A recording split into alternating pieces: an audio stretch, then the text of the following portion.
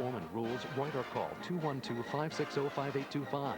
We hope you'll include a contribution for 13 when you enter, and good luck.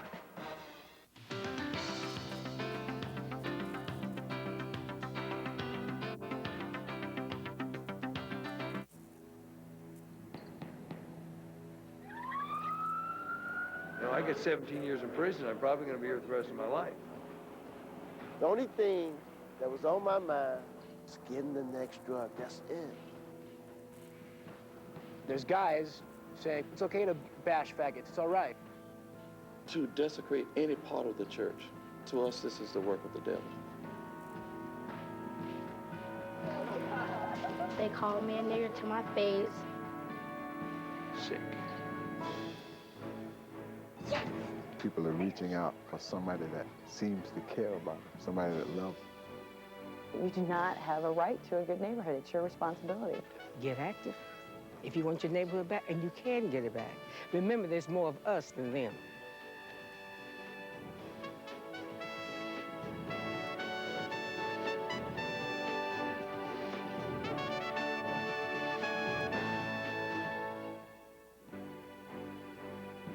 Principal funding for Seeking Solutions provided by the Pew Charitable Trust. Investing in ideas, returning results. Major funding provided by the Charles Stewart Mott Foundation, the Corporation for Public Broadcasting, the Ewing Marion Kaufman Foundation, the Serdner Foundation. Additional funding provided by the following: the Charles H. Revson Foundation, the Greater Kansas City Community Foundation, the Carnegie Corporation of New York.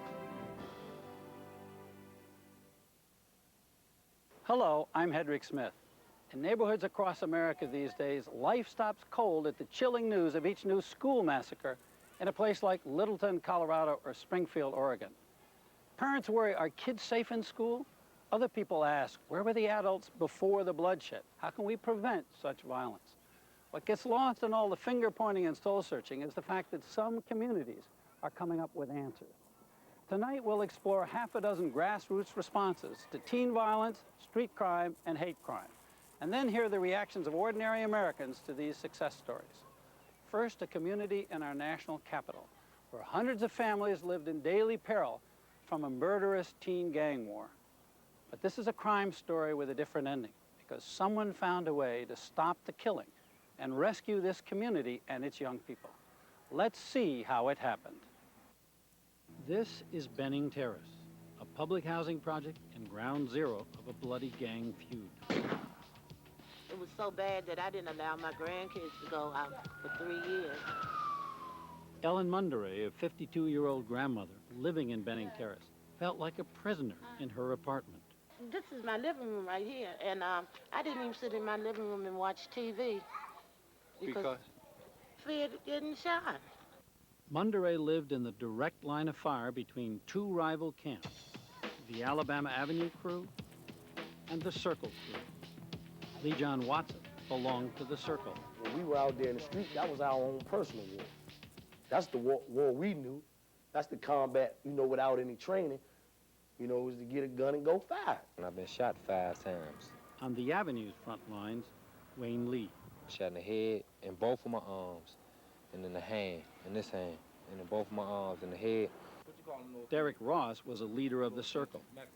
You can just walk right up and down the street with an assault rifle or something, and you didn't have, the worst you had to worry about was some senior citizen get on the telephone and calling the police and saying something about it. So it became a city of lawlessness. So where there's anarchy, there you had it. The street war claimed the lives of 8 young men in just 8 months. Then in January 1997, Darrell Hall of Benning Terrace was abducted at gunpoint on his way home from school and brutally shot in the back of the head. He was only 12. That was one of the saddest films I ever been in my life, because I watched that boy grow up and then to see him land in a box like that for nothing. All this for nothing. He didn't even have to die for something so dumb or we didn't even know what for, you know? The D.C. Housing Authority manages Benning Terrace. To stop the killing, Housing Chief David Gilmore decided to tear down part of the circle. I actually ordered the staff to prepare the demolition application at that moment. I said, it's time for us to do this. It's time for us to wipe it out. As Daryl's murder hit the headlines, street soldiers Tyrone Parker and Rico Rush were deeply disturbed. We wanted to stop the killing. That's what we wanted to do. But we had no idea how we were going to do it. So I said, the only thing we can do is go up there and talk to the kids. Talk to those who are basically involved creating these problems. The two men went to Benning Terrace to see an old friend, Helen Munderick. Boy, am I glad to see y'all. With her help, Rico and Tyrone began contacting Avenue and Circle gang members. I'm going with what I know how to go with best. And if I had to take a gun with me, yeah, so be it. We going with a gun. The first day, matter of fact, when Lord Darryl got took, we came in here ready for war. Police was in here and everything. We came up in this circle, ready. Ain't nothing can stop it. It'll stop when it stops. I mean, y'all can't stop it. The police tried to stop it. The men ran into a stone wall. I remember specifically one of the brothers, he said, well, tell you what, man, let's pray, you know, man. And after we get through praying, man, we're going to get back up and keep on killing, man. Talking to the kids, Rico saw himself. All those guys that was talking big and they're going to do this and they're going to do that and we're going to shoot you, we're going to shoot, you know, we're going to do that. Deep down inside, they just want somebody to care about them. And that's how I was. Some might call Rico Rush and Tyrone Parker unlikely street saviors. In their youth, both went to jail. Tyrone for bank robbery, Rico for weapon and drug charges. But they turned their lives around and committed themselves to a group they called the Alliance of Concerned Men. Among them, Eric Johnson, recovered alcoholic and drug abuser. Pete Jackson, prison inmate turned deputy warden. Gerard Alston, another ex-offender. And James Mack, also Brooks. Their past helps them understand street fighters like those at Benning Terrace. I got tracks right now. It's been over 21 years right here. And I got tracks. And you know, I'm glad these tracks won't ever leave because they remind me of how I used to be. As a heroin addict, Rico hit rock bottom in the 70s. So what turned your life around? In the VA clinic, this lady, Carmelita Witherspoon, came and gave me a hug. And it was the first person who had put their arms around me, and I couldn't remember how long, because on the street, everybody would stay away from me. What did it feel like?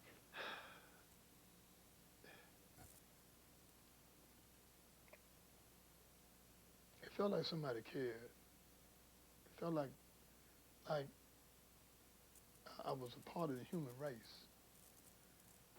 Tyrone Parker spent over 8 years in jail, missing the chance to raise his younger son, Rodney. When he finally made parole, Tyrone lost his son. My son got killed over the skating ring, being at the wrong place at the wrong time. Two dudes get to arguing. One starts shooting, and a bullet hits him. One bullet hits him, kill him, take him away. My son. What's that like?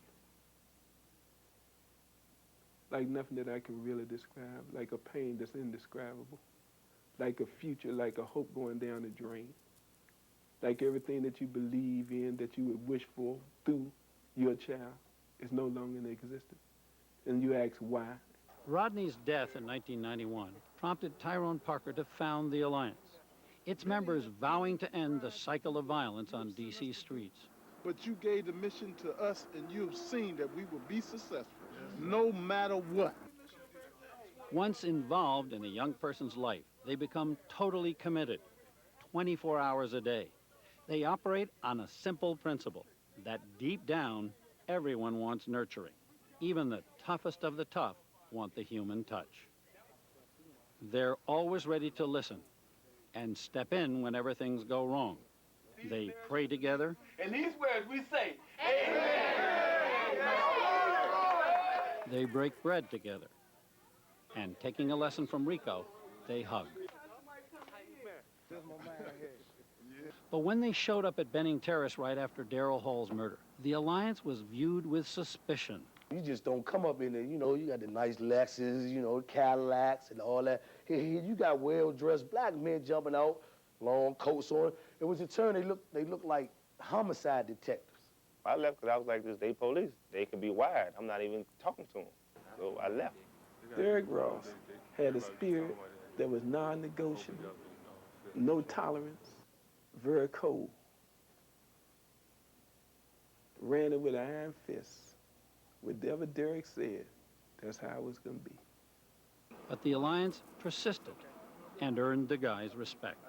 I couldn't give him a story, man. I had it hard. My mother was strung out, and my father Papa was a Rolling Stone, you know, wherever he laid his hat was. So I don't even know who my dad is, you know. We couldn't give him that story because they'd been there and done that. They had been there and done all of that. Even with their street savvy, the Alliance still needed help. What they had experience with is the interaction with the kids. What they did not have experience with is negotiating a truce. For that, the Alliance turned to Robert Woodson, an urban neighborhood organizer. With his guidance, the Alliance convinced the feuding factions to meet on neutral ground. In separate vans, the Alliance took the two crews to Woodson's downtown office. The guys left behind their guns, but they wore bulletproof vests. There's a lot of hostility in the room. I'm talking about guys on the avenue sit on this side of the table, the guys in the circle sit on that side, and you could just sense the hostility, and we looking eye to eye to each other. And the funny part about it was they all had a different perspective of what the thing was about. And nobody could come up with where the beef had really started from. Some harbored grudges, particularly over the murder of Darrell Hall. They took that little 12-year-old boy's life. You know, I'd rather for them come on to school. They could have killed me instead of messing with a little 12-year-old boy. He didn't even get to see his life yet. Then I said, well, what if Darrell Hall, if his spirit was here in the room, what do you think he would say to you guys now that y'all have come to the table? And Wayne Lee said, Lord Darrell would have said to put our guns down and get something else on our mind because this wasn't working, and we had to find something better to do with our life.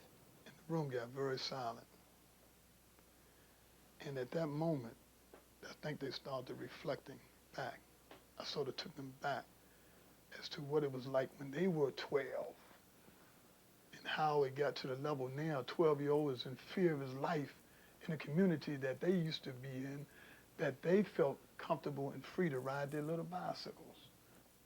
You can't just be surviving, you know? I've done the surviving thing. We've been ready to stop, but we just never had anybody to mediate the situation and come in and talk to us and help us talk it out or whatever.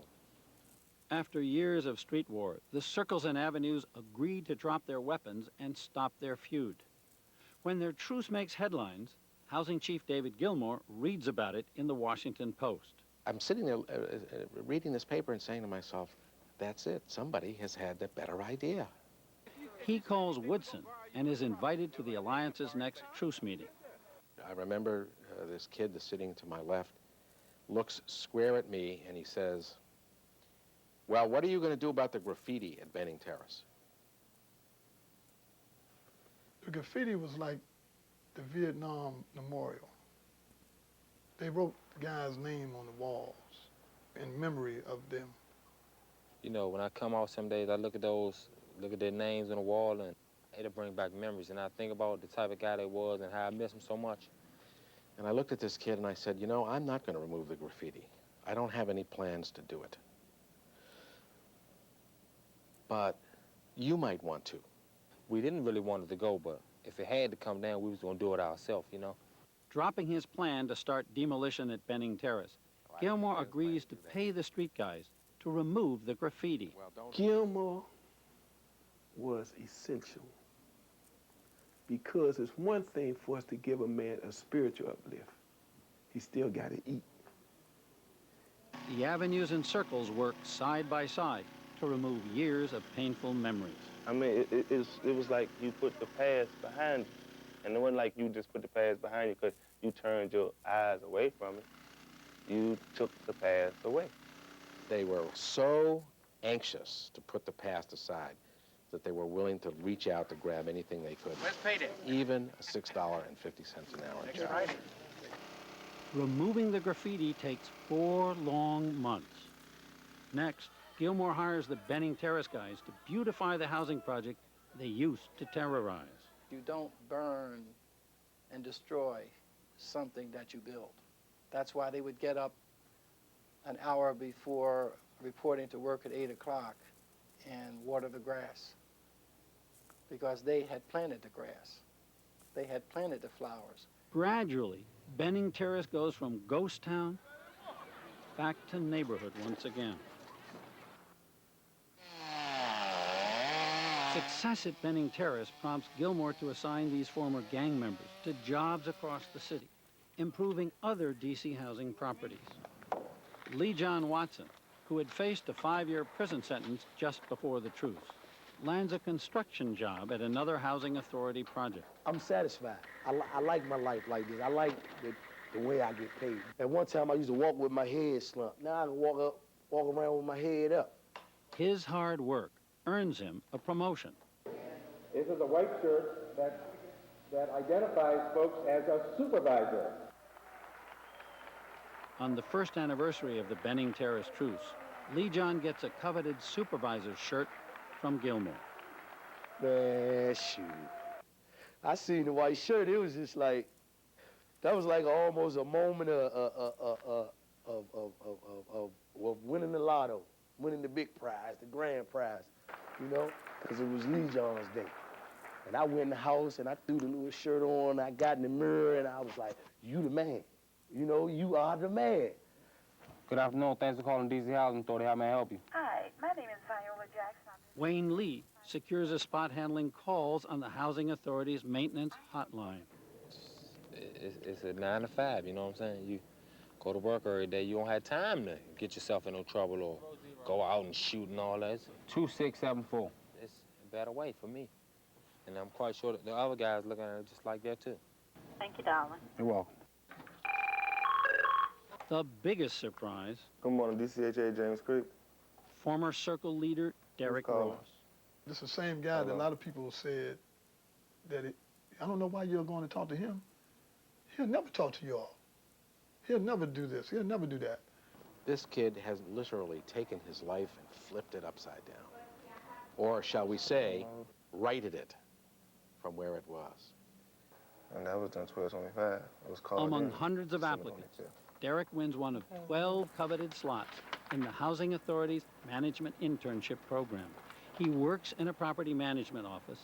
Question number 9. And he goes to college. And that's false. To get certified to be a property manager anywhere in the country. I didn't think it could happen because it had never happened actually to me until the Alliance and stuff came along. While the Alliance Housing Authority Partnership can claim such victories, other young men are still struggling to change their lives. Among them, Anthony Walker, a 26-year-old father of 8. That's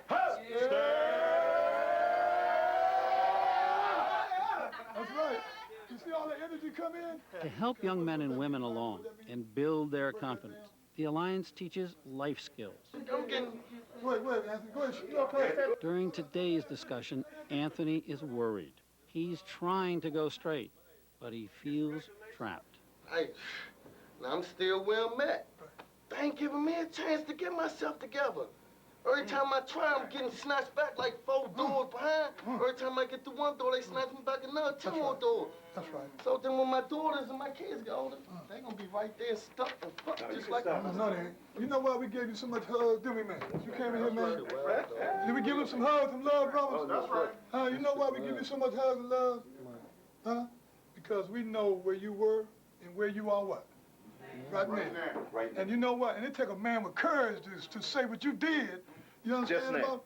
Just now, we ain't gonna give up. Besides the life skills, Anthony is also learning job skills as a plumber's helper with the Housing Authority. first time I ever had a job, so then I'm trying to get myself, my body to know this, know how to work and how to do this, how to come on, pay my taxes, or, you know.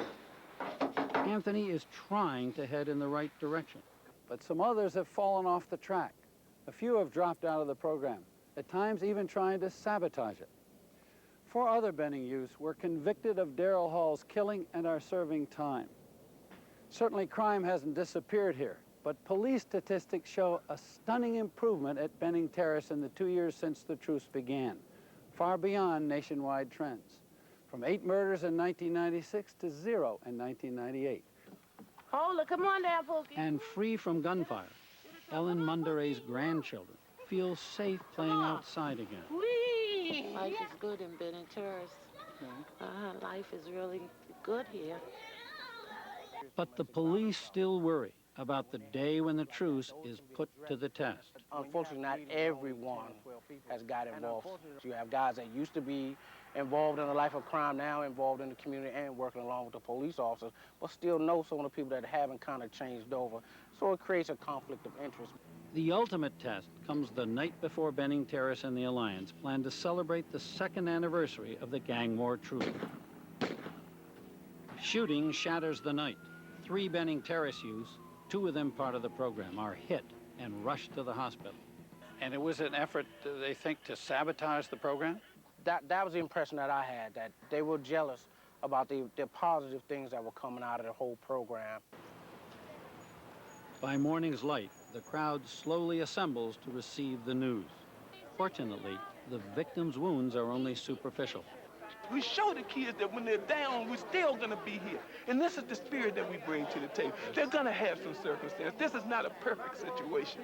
This is a healing community. It's coming together, and this is part of the healing of it. In spite of their anger, they decide not to retaliate. The truce holds. I mean, we didn't have to do a lot of talking. They did a lot of talking. They was like, you know, this is another test for us. And that was the attitude about it. We thank you, Lord, that there's love and there's unity in the community now. We put our hands together and praise God and say thank you. And marching from the avenue to the circle, Victory, victory, victory is ours. Determination. they celebrate how far they have come together. If it can happen in Benning Terrace, in one of the most violent neighborhoods in one of the most violent cities in America, if it can happen there, then it can occur in every community.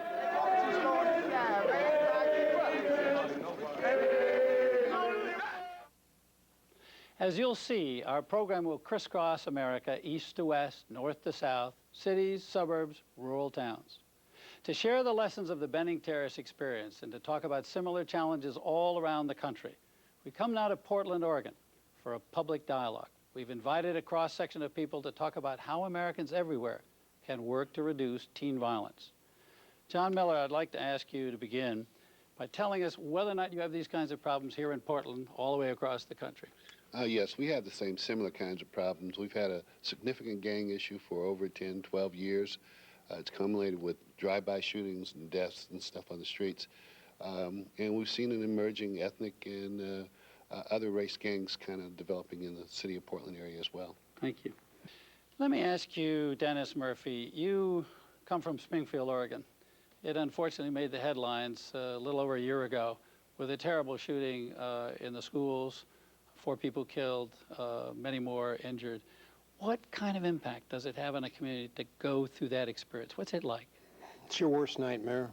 You can't imagine it. Victimized, traumatized, all the emotions that you can dream of rush into a community, and where only hours before things were normal. A town of 50,000.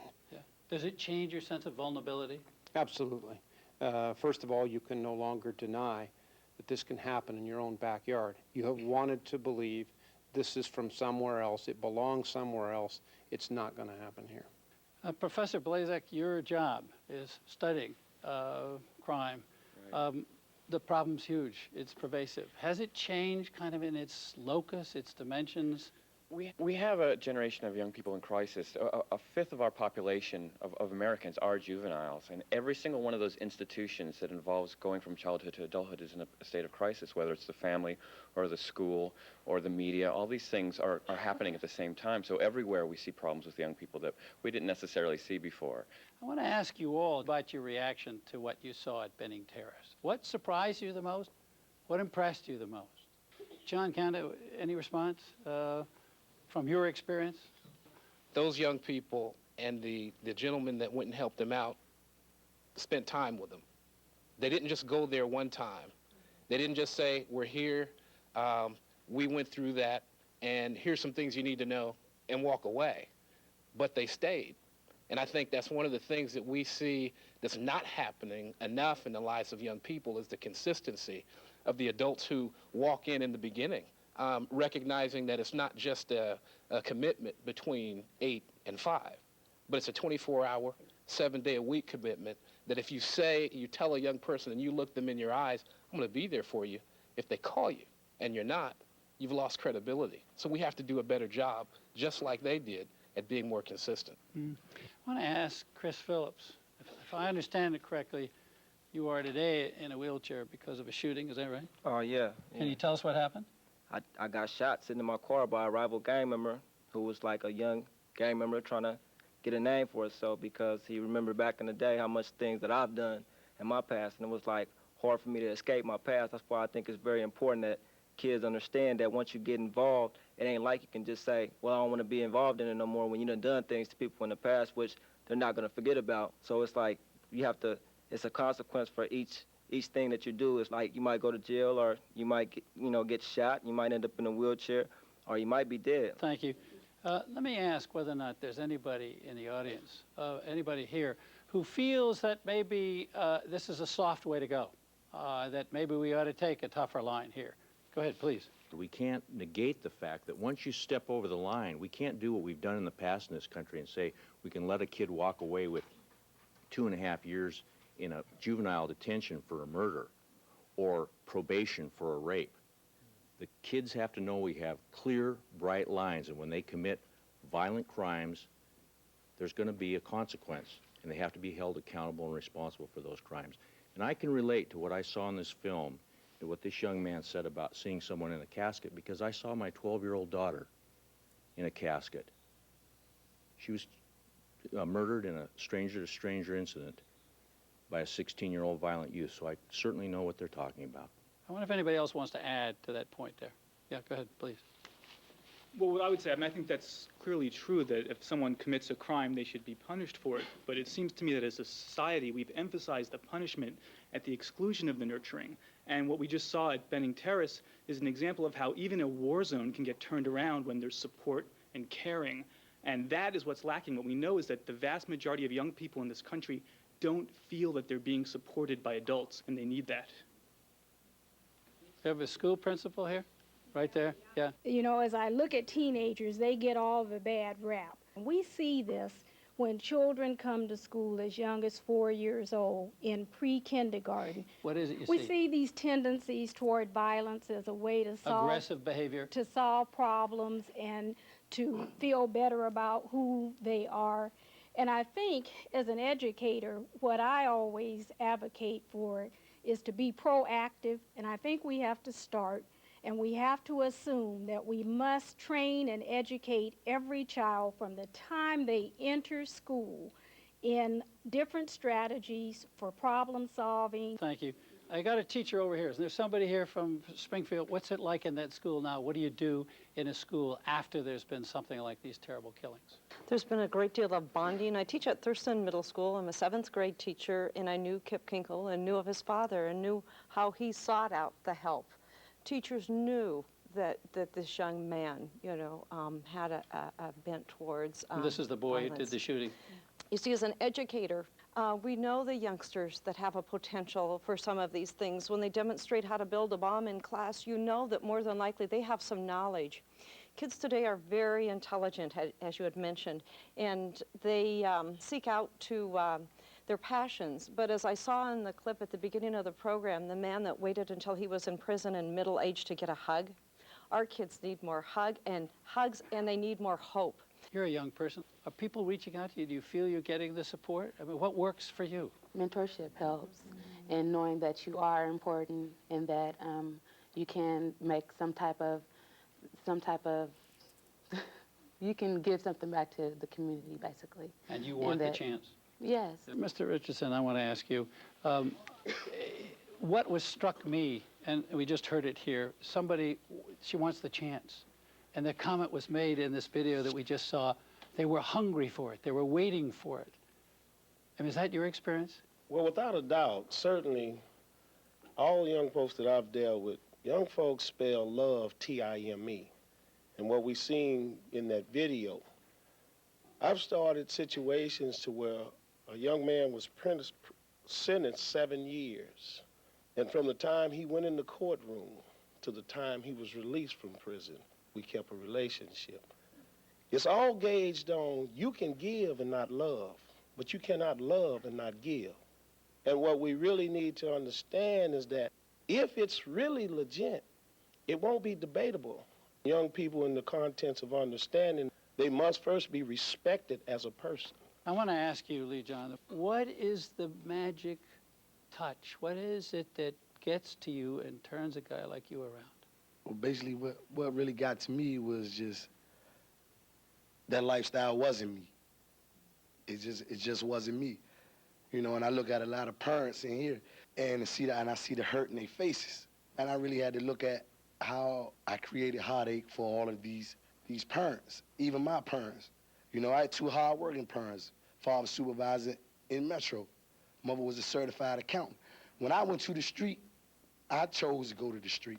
Okay, but let's go back to this gentleman's comment. Was it somebody's society was tough to you, or was it somebody reached you and touched you somewhere in there? It was someone who reached me at that time. I was at a vulnerable stage where I wanted to be reached. Are there a lot of guys out there and gals out there who want to be touched? Oh, yeah. They just don't know how to be, you know? They just, I mean, you put up this wall. Thanks very much. I want to ask you, Bob Whitson, something. There's a moment in the film when Tyrone Parker says, it's wonderful, you can take care of a man's soul, but you gotta give him a life alternative. How important are jobs? How important is some other path? It is, but I think we make the mistake if we put jobs first and put external circumstances first. You've got to transform the heart of a person, and then opportunity works to reinforce. In other words, a transformed heart needs busy hands and a full stomach. But a full stomach and busy hands does not create a changed heart. And so when we can come together and recognize what these young men needed was love. Some of us made a commitment to them. We said, we are in your face, in your life, and in your heart for life. We are not going to abandon you, and we're not going to lose you to the grave. We're not losing you to drugs, and we're not losing you to death. Eric Johnson, Alliance of Concerned Men. If you have one piece of deep down wisdom from this experience and all your other experience, what is it that makes the difference here? Community involvement. And what does that mean? It means everybody in this room coming together all across this country, finding the solutions. We are the solutions. All you have to do is come together, have heart enough to go to them corners. You know who the problems are. Go, seek out the problems, grab them kids, put your arms around them, hug them, tell them you love them, and stick with them through all the hard times. Because it's not going to be a thing where you're going to see the benefits right away. We're in for the long haul. Thanks. Forgive me, I'm going to come back to you. What I want to do is to share with you now a program in Oregon that's working very effectively right now. Maximum security prison is designed to remove people from society. But the Los Hermanos inmates are reaching beyond these prison walls to young men on the outside. I'd like to welcome everybody to Los Hermanos Youth Crime Prevention Program. 9 times during the school year, the Los Hermanos inmates host sessions for young people inside the penitentiary. How many of you men know what culture is? Over 5 years, 150 juveniles have been through the program, most under court orders to attend. But Los Hermanos is reaching others too. Middle school kids who have no criminal record but who were being pulled towards serious trouble. My kids always think they're not going to get caught. It's not that bad. It's not that big a deal. Linda Miller, a middle school teacher in Malala, Oregon, sees great value in bringing young students face to face with inmates. These guys are all in here for a stepping stone type crime. You don't get here to the state prison for the little things. You have to have a background that has brought you up through the system. And I'm trying to get the kids before they're in the system. Malala School District puts all its students through a curriculum guide created by Los Hermanos. I mean, I had 10-year-olds that were in drive-by shootings, had not been arrested, but were in drive-by shootings already. 10 years old. That's frightening to me. So I wanted a program that dealt with choices. They have the choice. It's their power. They can do it. Each month, Los Hermanos members hammer out their message in group sessions that are part therapy, part faculty meeting. I've been in prison for 15 years. My self-identity when I was on the streets was drug dealing.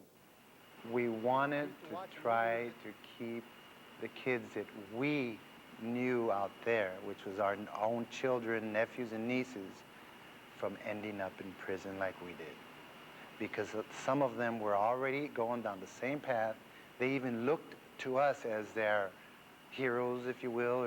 So that was our goal in the beginning, was just to help our children. So my question to you guys is, what is to you, what is to Bobby Morales, what is self-identity to you?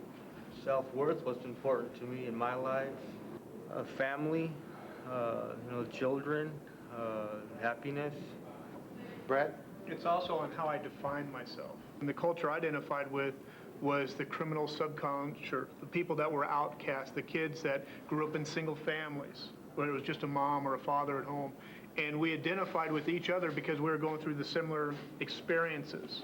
I grew up to be exactly what I wanted to be. Now I'm starting to realize what I attained was more than I bargained for. I didn't realize that the motorcycles and stuff were going to lead me to doing a life sentence. You can't talk to kids if you have not accepted responsibility. I wouldn't even be doing this if I hadn't accepted the fact that I committed these crimes.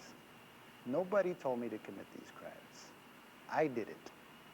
And if guys can't say that, they're not in the program. When I talk to them, I tell them I can't tell you what to do because I made all the wrong choices. Because all I can do is tell you what I did. And hopefully you'll learn from the results of my behavior what I got and maybe not make the same bad choices I did. You know, we have to be ready with some ideas and some gestures for some alternative ways to replace the beliefs, not to get rid of them.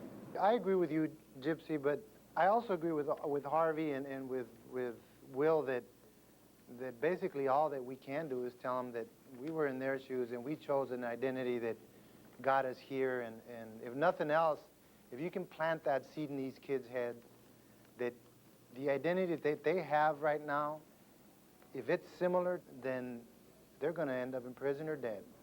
Okay, now when you go down this hallway, remember to say single file on the right. Once a month, young men are led through prison security to meet with their inmate mentors. Heart-to-heart talk in small groups is the core of the Los Hermanos program. You know, there's a serious attraction there, serious attraction to that lifestyle. The bummer is the repercussions of it just didn't add up. You know, I get 17 years in prison. I'm probably going to be here the rest of my life. So was it worth it? Absolutely not. No. You know? We're not telling you guys not to. We're just letting you know what happens when you do. We've talked about that a lot of times. I'm not telling you guys don't smoke marijuana. I'm not telling you not to shoot up dope. I'm just telling you what happens when you do. This room, this prisons like this are full of guys that think it's going to work. We're just here to let you know it didn't work for me. It didn't work for Ron. It didn't work for 2,300 inmates that are in there. That's all. That's all we're saying. What I like about the Los Hermanos program in terms of the effect is it's not a scared straight program, which we found out the kids just tune it out. Would you jeopardize your freedom? It's much more interactive. To back up your homeboys, son. I have to. I'm in the gang. I have to. You're supposed Yeah, to do but that. you're I want to do that. Because you want to have freedom. or back up Well, your that's homeboy. everybody got their own decision. Like I'm telling you, everybody got their own decisions. And they will, if somebody wants to die, they could die anytime they want. That's the decision I made, and that was 25 years ago, and I'm still here. 25 years ago, I made the same decision we're talking about right now to back up my homeboys, and here I am, 25 years later. And do I think it was worth it now? No. Youth need positive role models. They need positive mentors. Now, that sounds sort of odd when you're talking about inmates. I'm here for armed robbery. When you go out and listen to these inmates at the Los Hermanos program, they are role models in the sense of, we know what we did was really bad and wrong, and if we ever had another chance to do something different, we would have. And so I look at it as presenting them a positive role model and how they can change their life and avoid ending up in the penitentiary. I bet I'd be in juvenile hall right now because I thought I could kick somebody else's butt, and I'd do it because I have a temper. And if I lose my temper, I don't know what I'm going to do. I might end up hitting them over the head with the bat, cracking their skull. David Endicott was a local tough guy headed for trouble, but Los Hermanos changed his path. Seeing what it was like in prison, I realized I didn't want to be there.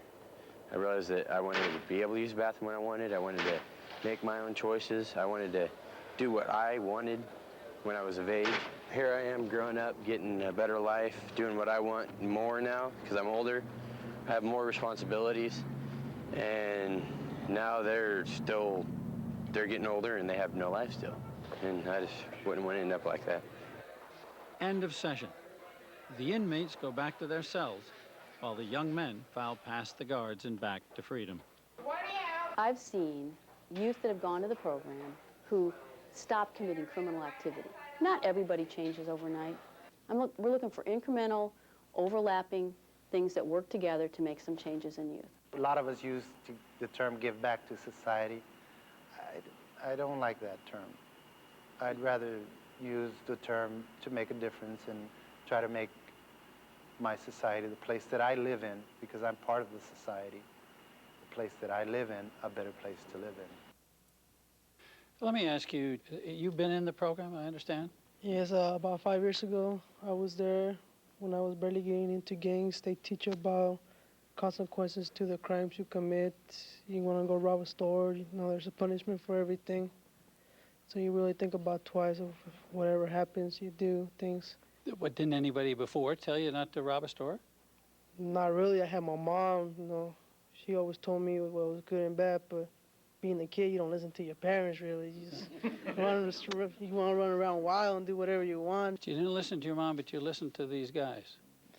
Well, I mean, you look at them, that could be your future. Sitting there in the cell talking to kids, or maybe not even talking to kids. You can end up dead or something.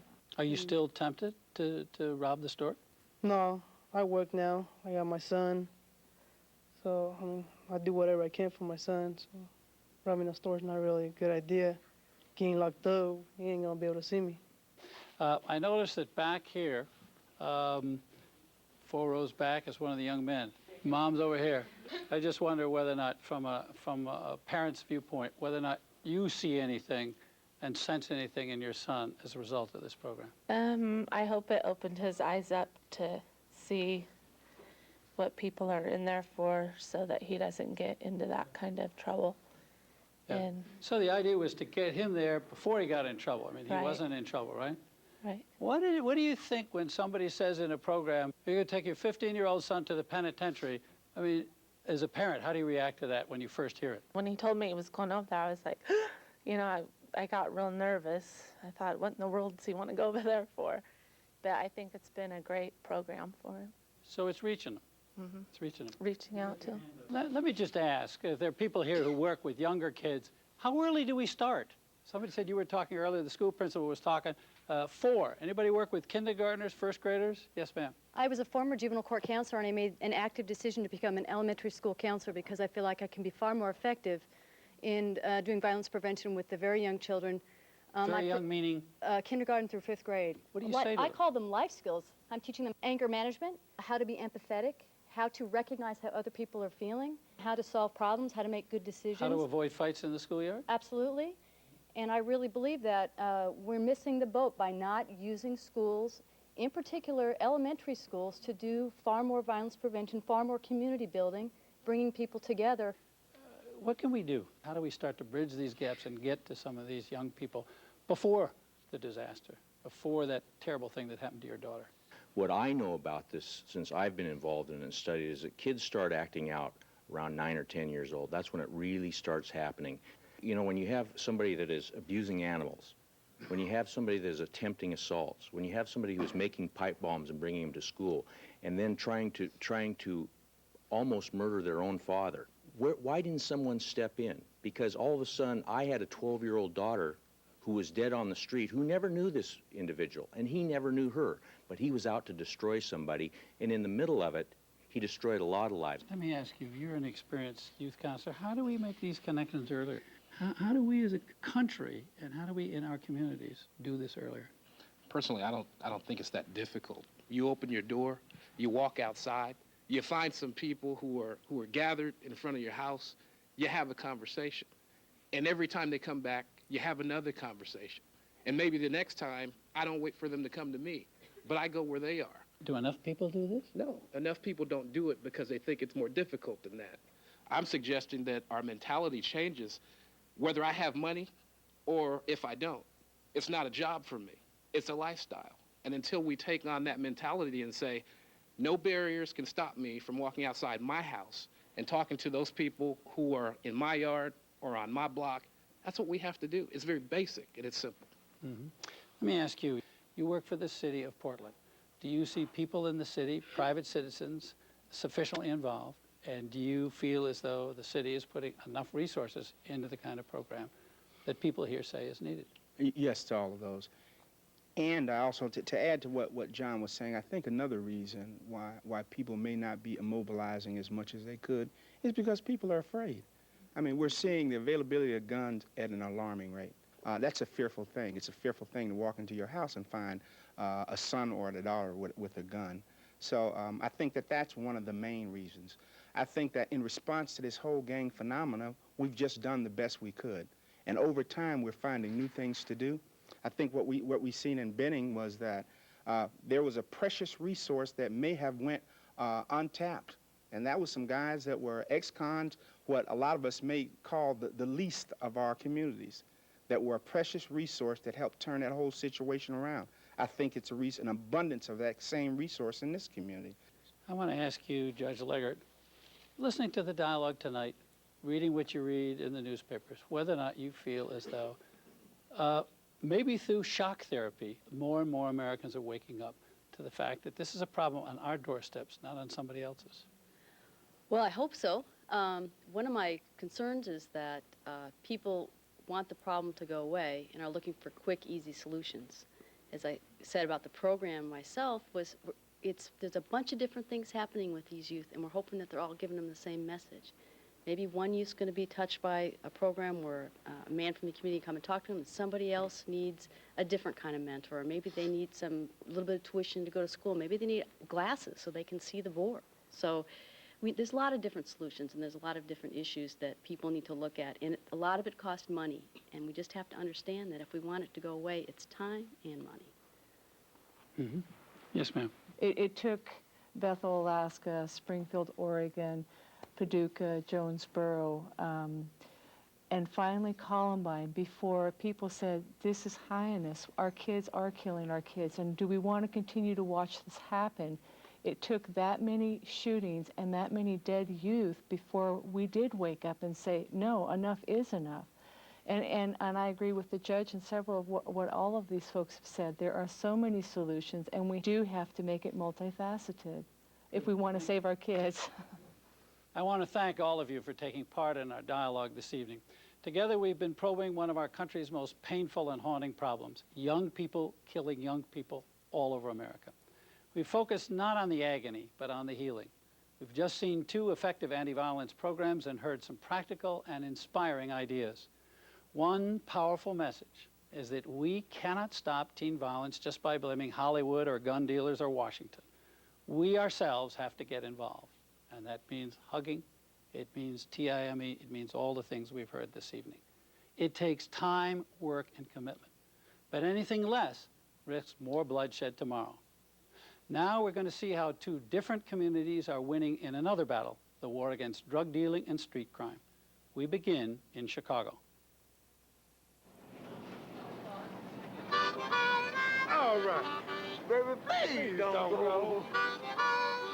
Baby, please don't go.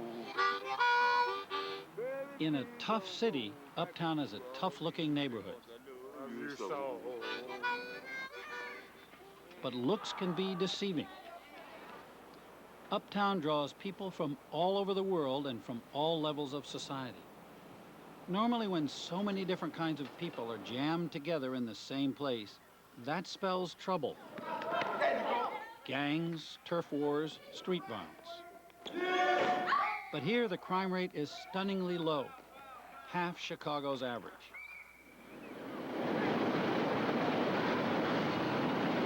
How does Uptown do it? I want you to raise your hand when I ask you what country you're from, okay? It starts at the local middle school where Patrick Durkin, the principal, must educate kids from Vietnam, from 36 different countries, from Bosnia, speaking 24 different languages.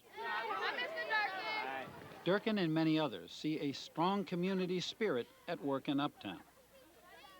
The kids get along wonderfully well. It's totally different, for example, from when I was in a school. The cultures, the different religions. We probably have 5 or 6 totally different religions. Christian, Buddhism, Muslims, Jewish religion. It's unreal, and they all work together. It seems like everybody up there is proud that they're different, and yet they're together. It's kind of a unique unity of one group of people that are so happy that they're so diverse. Yes! Uptown embraces the exile, the homeless, and the unorthodox. It thrives on free thinkers like Rita Simo. C, D, C, B. It's the C that is not clear. D, C, B. Ah, whatever you did, try it again. Rita has devoted her life to uniting people through music. Okay, now do it a tempo.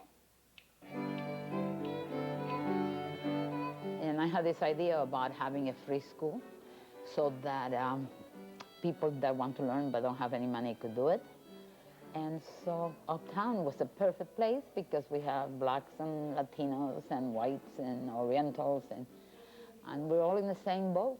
Does anybody know another name for the wood blocks? The People's Music School, founded by Rita 25 years ago, offers free music lessons for anyone. Claves, all right. It's a microcosm of Uptown that brings together a whole range of people and helps weave the fabric of community. Did he write only jazz music? No. Free arts education for the public is Rita Simo's passion and contribution, a way for her to pass on to others what she once received herself. As I got all my music education free in the Dominican Republic and the National Conservatory, and then I have a scholarship, came to Juilliard, and after that I went to Boston University. I never had to pay. And I saw, if I got it for nothing, I need to give it back. Uptown was the one neighborhood that embraced Rita's dream. When I came around and I started telling people what I wanted to do, they were the only people that said, yeah, that's a good idea. Most of my friends say, you're crazy, you don't do that. But here in Uptown, there were enough crazies that they all saw that this was a good idea. Try it again. The school is supported by donations large and small. Now, wait a minute. I would have expected a dirge there. For Rita, the source is as significant as the amount. All of these people participated in the building of this building. So these are your contributors? There is even in the middle of all this name, an individual that's a homeless lady. And she came with $3 and she said, I want this school to be built. Maybe I'll come and learn something. So how does that make you feel? Oh, it made me feel very good because then it's the people's. Rita feels safe walking from home to work along Uptown's gritty streets. All right, you've lived here 20, 25 years. Have you ever worried about your own personal safety? No. Why not? Well, I don't take any chances, but I talk to everybody. And you know that the way to avoid being in trouble you become friendly with everybody. How you doing, you guys? The prostitutes, the pimps, the drug dealers, and everybody else, because you know them. They know if they do something to you, you're going to identify. And if you walk in the street and you worry about the guy that's following you, you turn around and say, hey, how you doing today, blah, blah, blah, blah, blah, then he knows that if he had tried to take my purse, I know exactly what I look like, and I'm going to identify. So,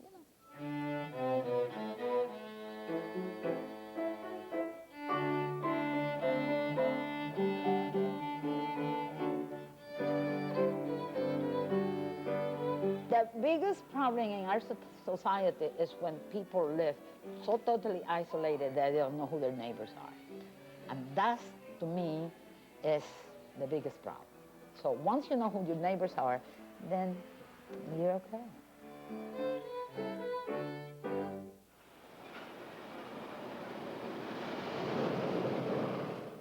Uptown is by no means a genteel neighborhood.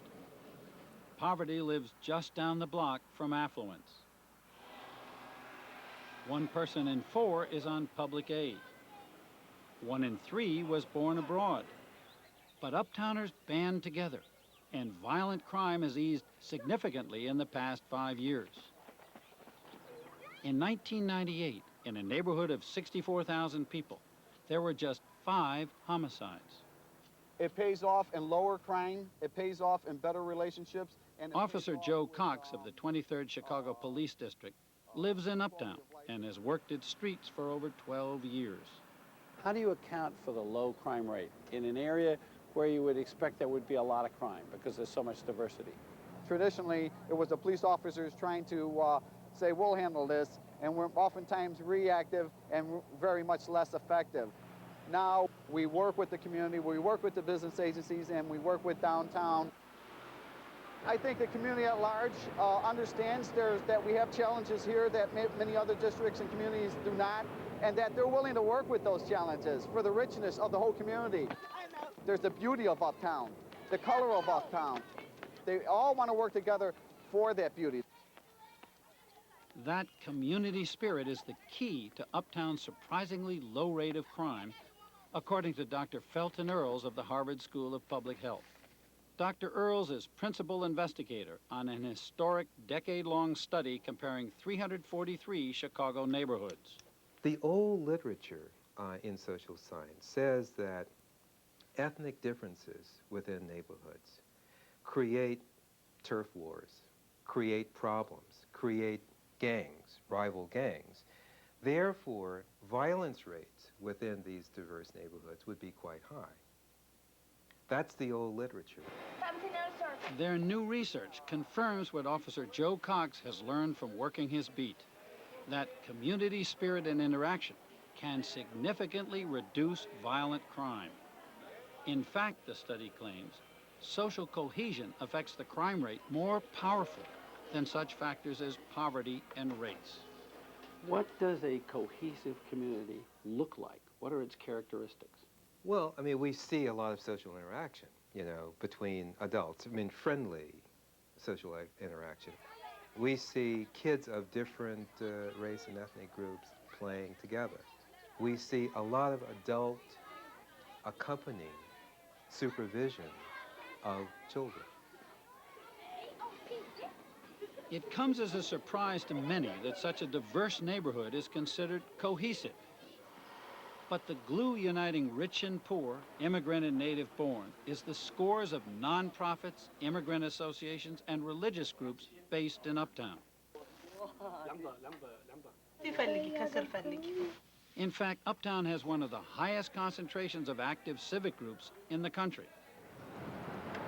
And thanks to the unifying hand of O&E, the Organization of the Northeast, 64 groups are now working together effectively. Okay, you can work right here, and then when you're done with that, Bernice will get you stapling. Sarah Jane Canoy is O&E's director. Last year, at the house meetings, we brought squares of fabric and paint, and we asked everyone to tell us what strength they brought to the neighborhood. What was the best thing that they could offer to this community? And you can see there's writing in Cambodian, there's writing in Spanish, there's pictures.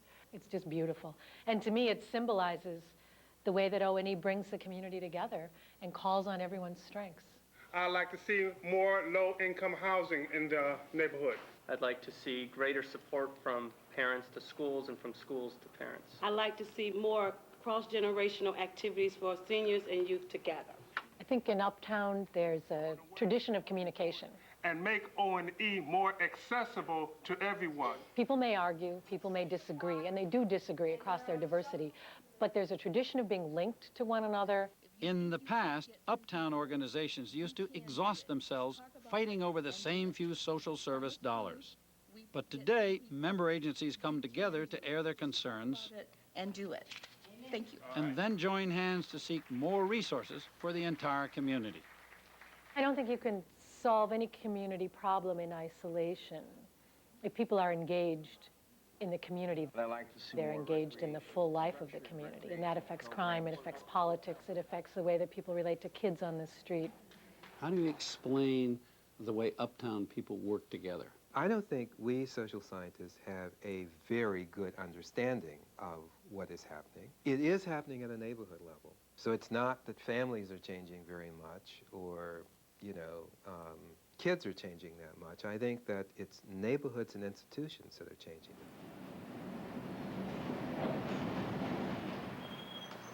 The heart of it is Uptown's way of caring for its people. That makes newcomers, many of them refugees from ethnic strife abroad, feel they belong here in Uptown. I've been living in Uptown for about a year and a half. My mother, Nisveta, and me were in America, but the rest of my family, they're all in Bosnia. Dino's mother nurses her memories of the rest of the family by watching a videotape of a wedding every day. For her, it was sad because all of her family over there was not here, so she missed her family like I did. Yeah, I miss them a lot. Okay, after this group is finished. But Dino is made to feel welcome at school. Okay, you can't do this one because those... It was interesting to see different people from different countries. Like in my Bosnia, there were only Bosnian peoples, but when I came here, it was people from different countries. So I got interested in that to find out about their country and about them. But in my country, I never saw a black person. And then when I saw a black person, I was excited here. My name is Dino, and I'm with the Bosnia Refugee Center. After school, there are activities, such as the Multicultural Youth Project, organized by the Chinese, Vietnamese, Cambodian, Ethiopian, and Bosnian ethnic associations. Dino and his mother's modest apartment in a low-income high-rise was arranged through the Bosnian Refugee Center. Zumra Konosic, formerly of Sarajevo, is the center's director. We are, in this point today, the youngest group, ethnic group, Bosnians, and it is about 8,000 us who lives here, and we get along with everyone. Keep more hours and more days, because we do not want the children to have to be home by themselves from 3 to 6, non-supervision. Today, the Bosnians turn to other immigrants for help in adjusting to a strange land. Trong Nguyen is Vietnamese. And I myself was a refugee, and I've been through with so many problems. So we have to help them to understand the culture and how to cope with the reality and how to find a job, how to, live in the neighborhood. That is a star for Uptown. It means that we are living peacefully with each other.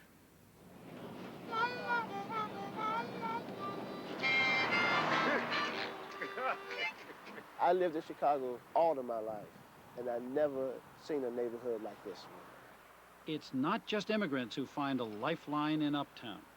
For 10 years before he landed in the neighborhood, Ronald Bennett had been addicted to drugs and homeless. Didn't nobody matter in my life. My mom, my sister, my brother, none of that mattered, How did you relate to other people when you were homeless? People on the street. Back then? Yeah. They didn't exist in my life. They didn't exist.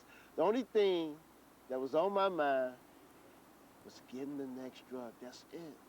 And getting the money to get it. That's it. That's it. I just had this narrow view where I had to have the next one. Did you do some things you wish you hadn't done? Of course. You mean beyond the law? Yeah, definitely. Definitely. It was just things that I thought I'd never do. But in order to get the next one, I had to do those things. Yeah, living in hell, I call it. Ronald found help from O&E member organization Lakefront SRO, a nonprofit group committed to reintegrating homeless people back into society. Lakefront has rehabilitated 6 buildings in Uptown, creating housing for more than 600 of the formerly homeless. This is my home. For 5 years, he's been living in an apartment for which he pays $290 a month. This is actually my living room area. With Lakefront's help, Ronald was able to kick his drug habit. Couch bed life. This is my home. I love it. Hi, how are you? Lakefront SRO Director Gene Butson sees a direct link between providing services and reducing crime. The process of helping people recover from substance abuse goes a long way towards decreasing the amount of crime that people have in a community. Because once a person doesn't need that substance anymore, then their need to steal and to create crime in a community completely goes away. And so we believe by putting people in supportive housing, what happens is we create that solution to crime in part and to unemployment. With an affordable home, Ronald was able to earn a college degree, pay his debts, and land a job with a company that keeps him well connected and very busy, Lucent Technologies. So how do you feel? I mean, Lucent's one of the top companies in America. I mean, it's a hot, leading-edge, high-tech company. I'm like, wow, it's breathtaking. It was like, I don't have the words for this. At an annual party held for recovering addicts, Ronald and his lakefront neighbors celebrate being sober. You're inspiration to me. I started college. And having a home in the community. Uptown was the place to go where you can actually find help. And I found help in Uptown. Actually, it's just starting for me. You know how, have you ever been to the racetrack before? Yeah.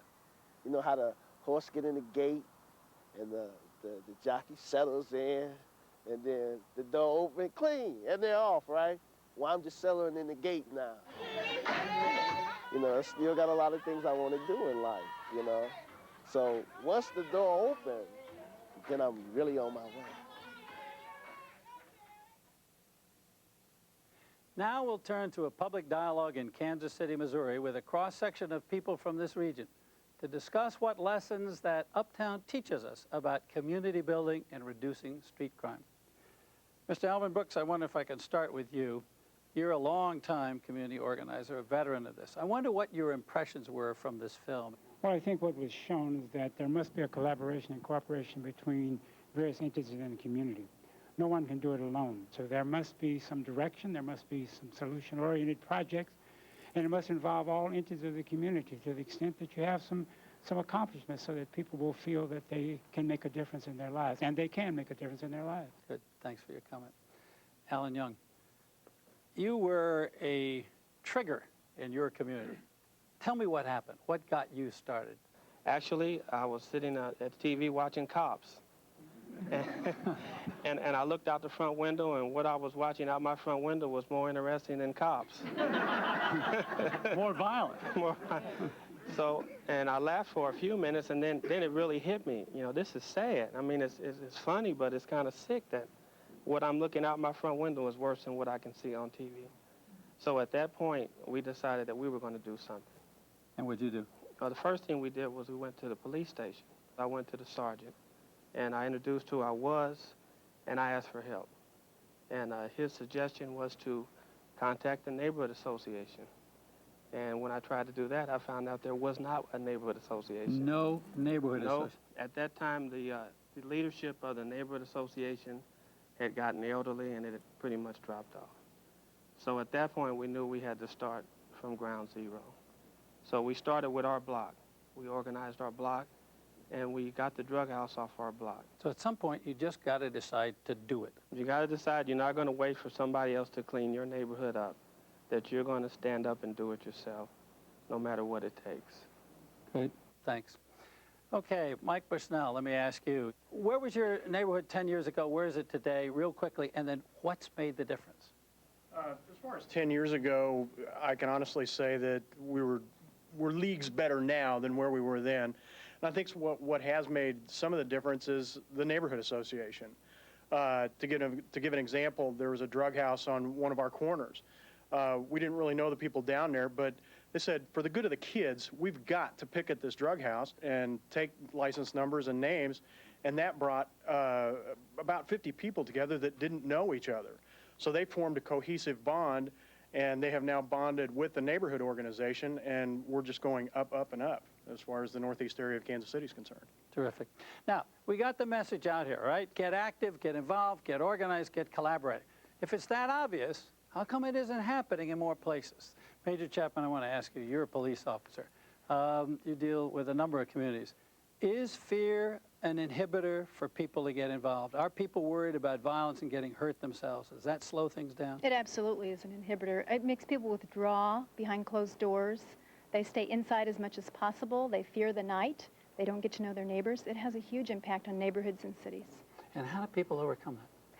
Well, I think we have to show them that there's strength in numbers. And if we get to know each other between police and citizens and work together, you get a real new strength and vitality there. And I think we have to focus on the joy that it's in our hearts and the good things that are in our neighborhoods. The good people behind the closed doors can make a difference. Mm-hmm. Thanks very much. What if there's anybody else who's had a crime either in their family or close to them in the neighborhood or works with, fine. One of you all. Well, I lost my son about 16 months ago to a violent crime in Kansas City, Missouri. And one of the things is fear. You know, I wanted to do something to give back to the community or to save them. I have a son that's 18, and I want to do something to save my son that's living. And how old was the son who was The son that passed away is 21. 21. Yeah, he was murdered at 21. And at first I was scared. I mean, I was scared to come out my house. I was scared to even live in my house. But then when I realized that what they were doing is taking my life away from me too, I had to get up and start fighting back. And so also I started a support group over on the Missouri side, and it's called SAVE also, and SAVE stands for Sisters Against Violence Everywhere. Mm-hmm. And so we're trying to target the mothers and the grandmothers, the aunts, whoever want to be a part of this to trying to come in and try to help, you know, save our children, mm-hmm. Bring back some of the family values into our families and to try to restore our black families. Great, thanks. I wonder if there's somebody else from another community. What are the obstacles you have in pulling your community together? We're in Blue Valley, and one of our biggest obstacles is the language barriers and communications, and we would between the different cultures like this, Hispanics and Vietnamese. And what kinds of problems does it cause? Well, it causes problems with, mostly with like the city services and the rules, the codes, but they have barriers with understanding what they are supposed to do.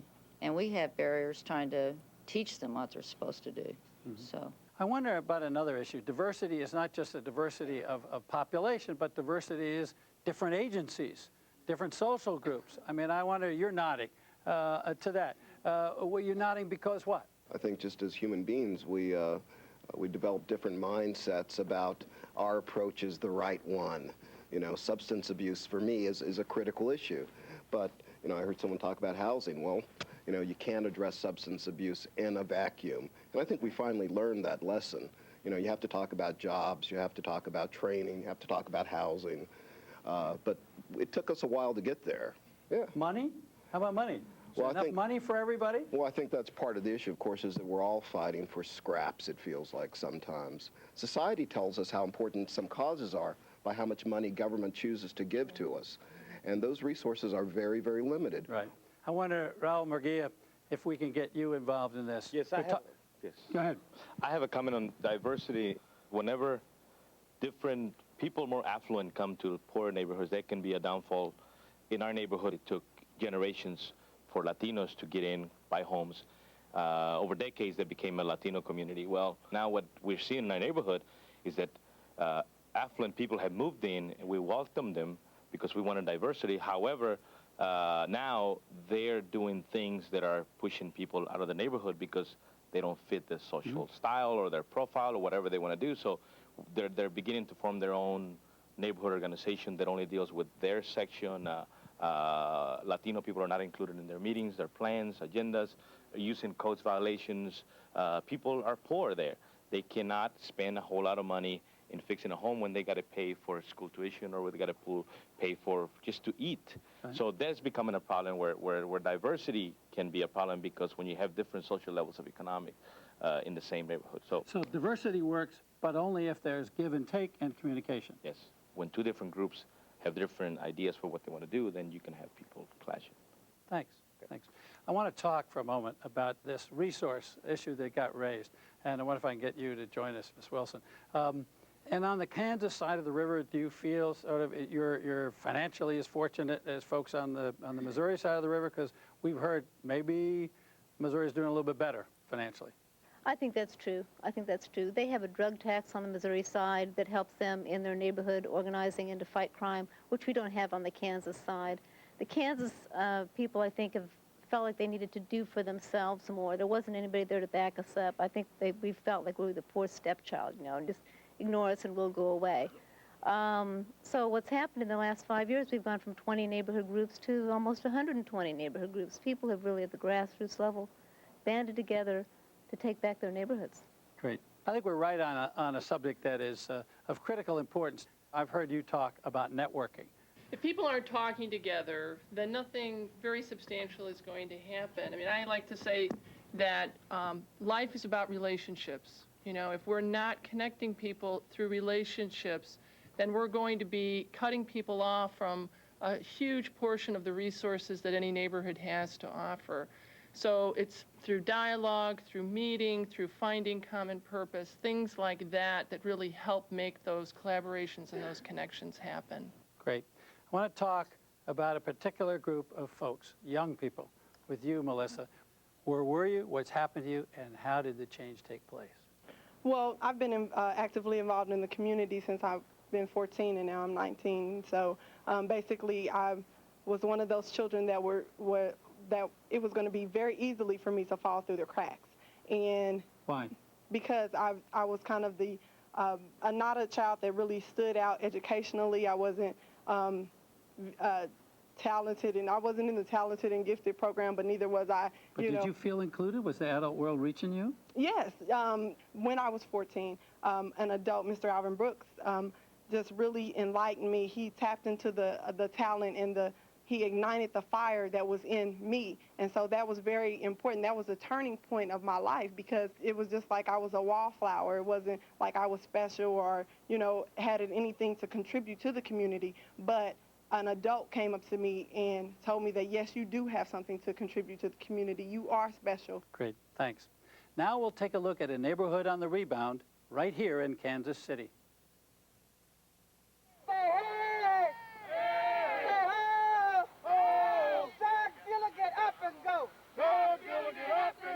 Blue Hills didn't always have this fighting spirit.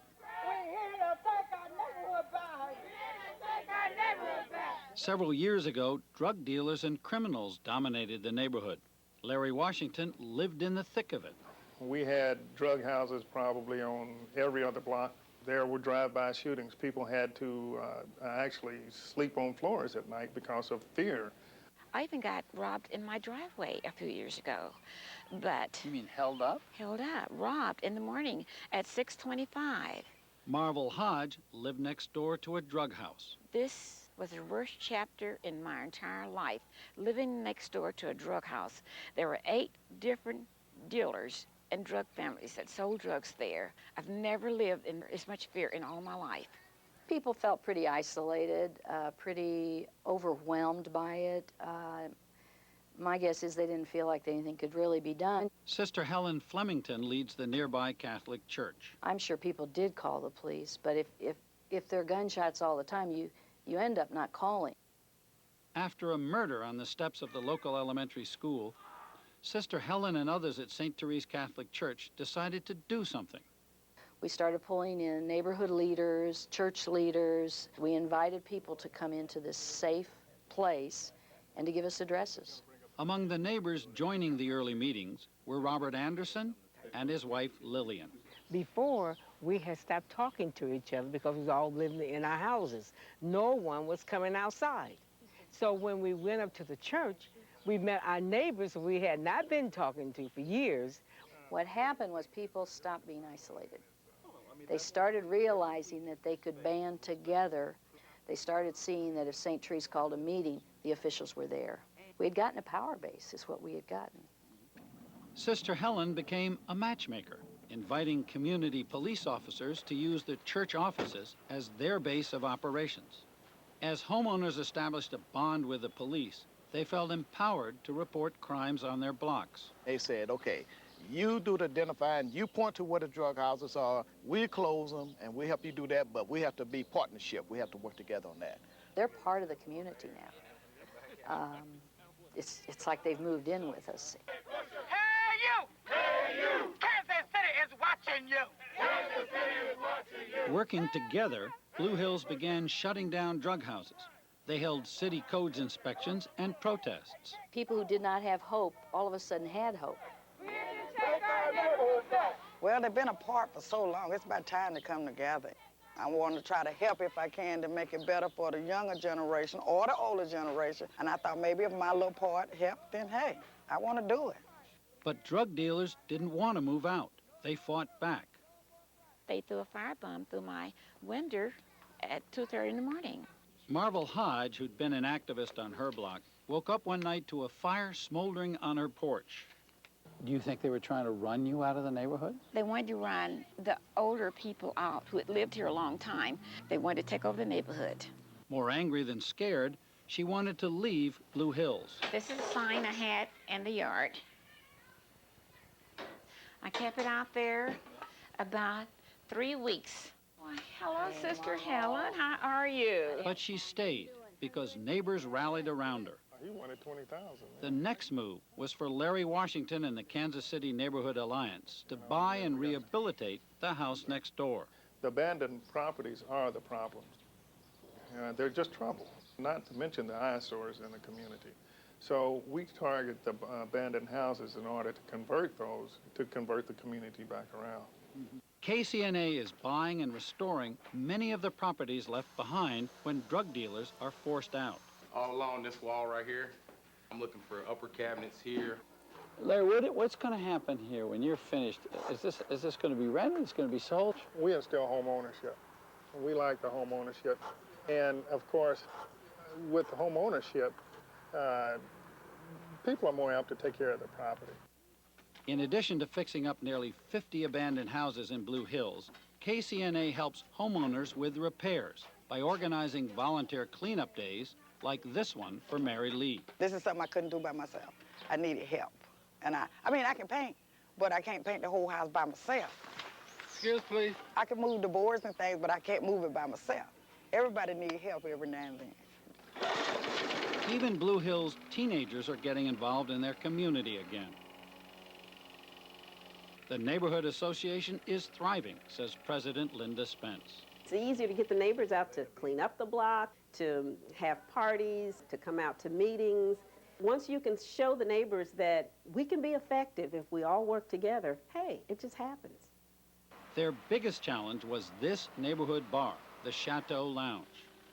Kansas City police, who shot this aerial surveillance video, said the lounge attracted traffic, crowds, and crime. When a fatal shooting took place on the Chateau's dance floor, captured by the club's security camera, residents wanted to shut it down. That was it. That was it. That was it. The police had it. The neighborhood had been fighting it. We'd had it. The church said enough's enough. And so we banded together. A county prosecutor assigned to the community teamed up with residents. They asked us what they could do. And we said, what do you want to do? They said, we want to bring attention to this. And so we had a vigil there for all the victims, and then ad hoc group against crime got involved. So it wasn't just the Jackson County Prosecutor's Office is trying to take away a hardworking person's liquor license. It was, this is a community problem, and we're all coming together to fix it. After a legal fight, a judge revoked the Chateau's liquor license and closed the bar. But without the neighborhood, I mean, if they never came out of their barricaded doors, we wouldn't have been able to do anything. Overall, crime is down by 25%, but the battle isn't over. The 100 men of Blue Hills provide neighborhood security at nighttime and for kids on their way to school. Blue Hills is serious about neighborhood watch. Our neighbors are watching. We will call the police to call any suspicious activities. We have this at every entrance in Blue Hills from the north to the south. Safer streets mean the Andersons can enjoy their front porch again. It's a real pretty day out here. You can walk to the store. You can walk your dog in the evening, not just during the day. You have that freedom. And I can even feel safe when I'm playing my flowers and taking care of my flowers. I don't have a fear of being shot like I was a couple years ago.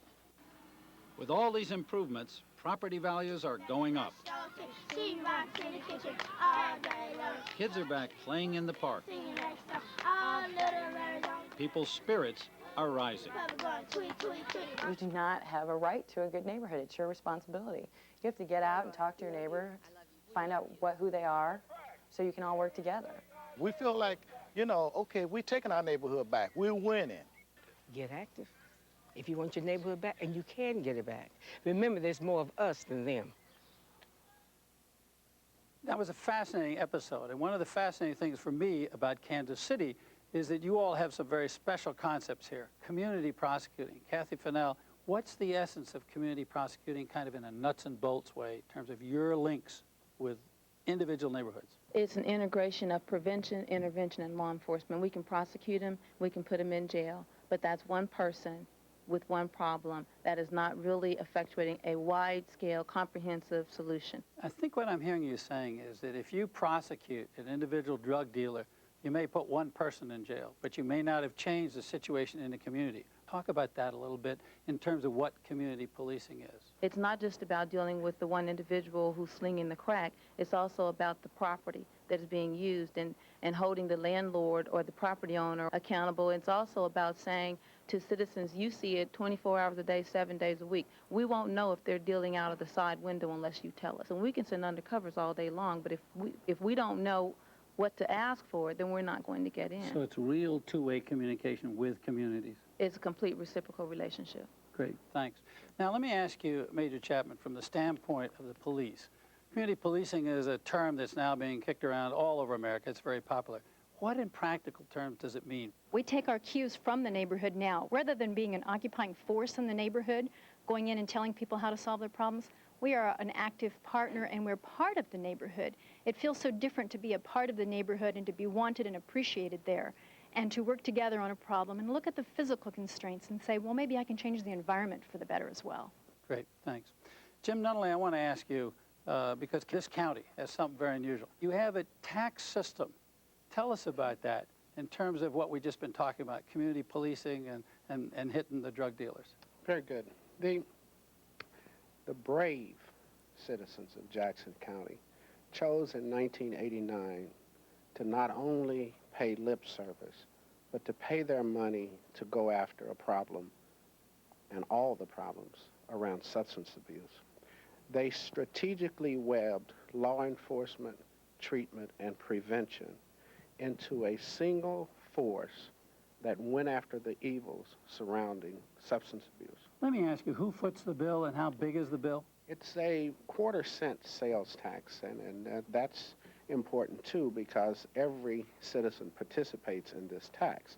That also means that we are accountable to every citizen. It raises between $14 and $18 million a year to go after prevention, law enforcement, and treatment in a dedicated, multidisciplinary way. So this is Jackson County, the Kansas City area, pay as you go, we vote for it and tax ourselves. Absolutely, and the most important thing is that everybody knows what to expect. Thanks very much. Now I want to come back to you, Wendy Wilson. Here we are across the river in Missouri, and they're voting this tax. Now, does that push all the crime over on you in Kansas? Yes, yes. It does. The people who deal drugs are very smart. They know the law, they know the games, they know where they're least likely to get caught, where they're least likely to be prosecuted, who has the resources to go after them and who doesn't. Definitely. I want to come back to you, Raul Murguia, because you were talking about this problem a little bit before. In Blue Hills, very effective. We've had other people talking about it. get together, push them out. They go over to Kansas.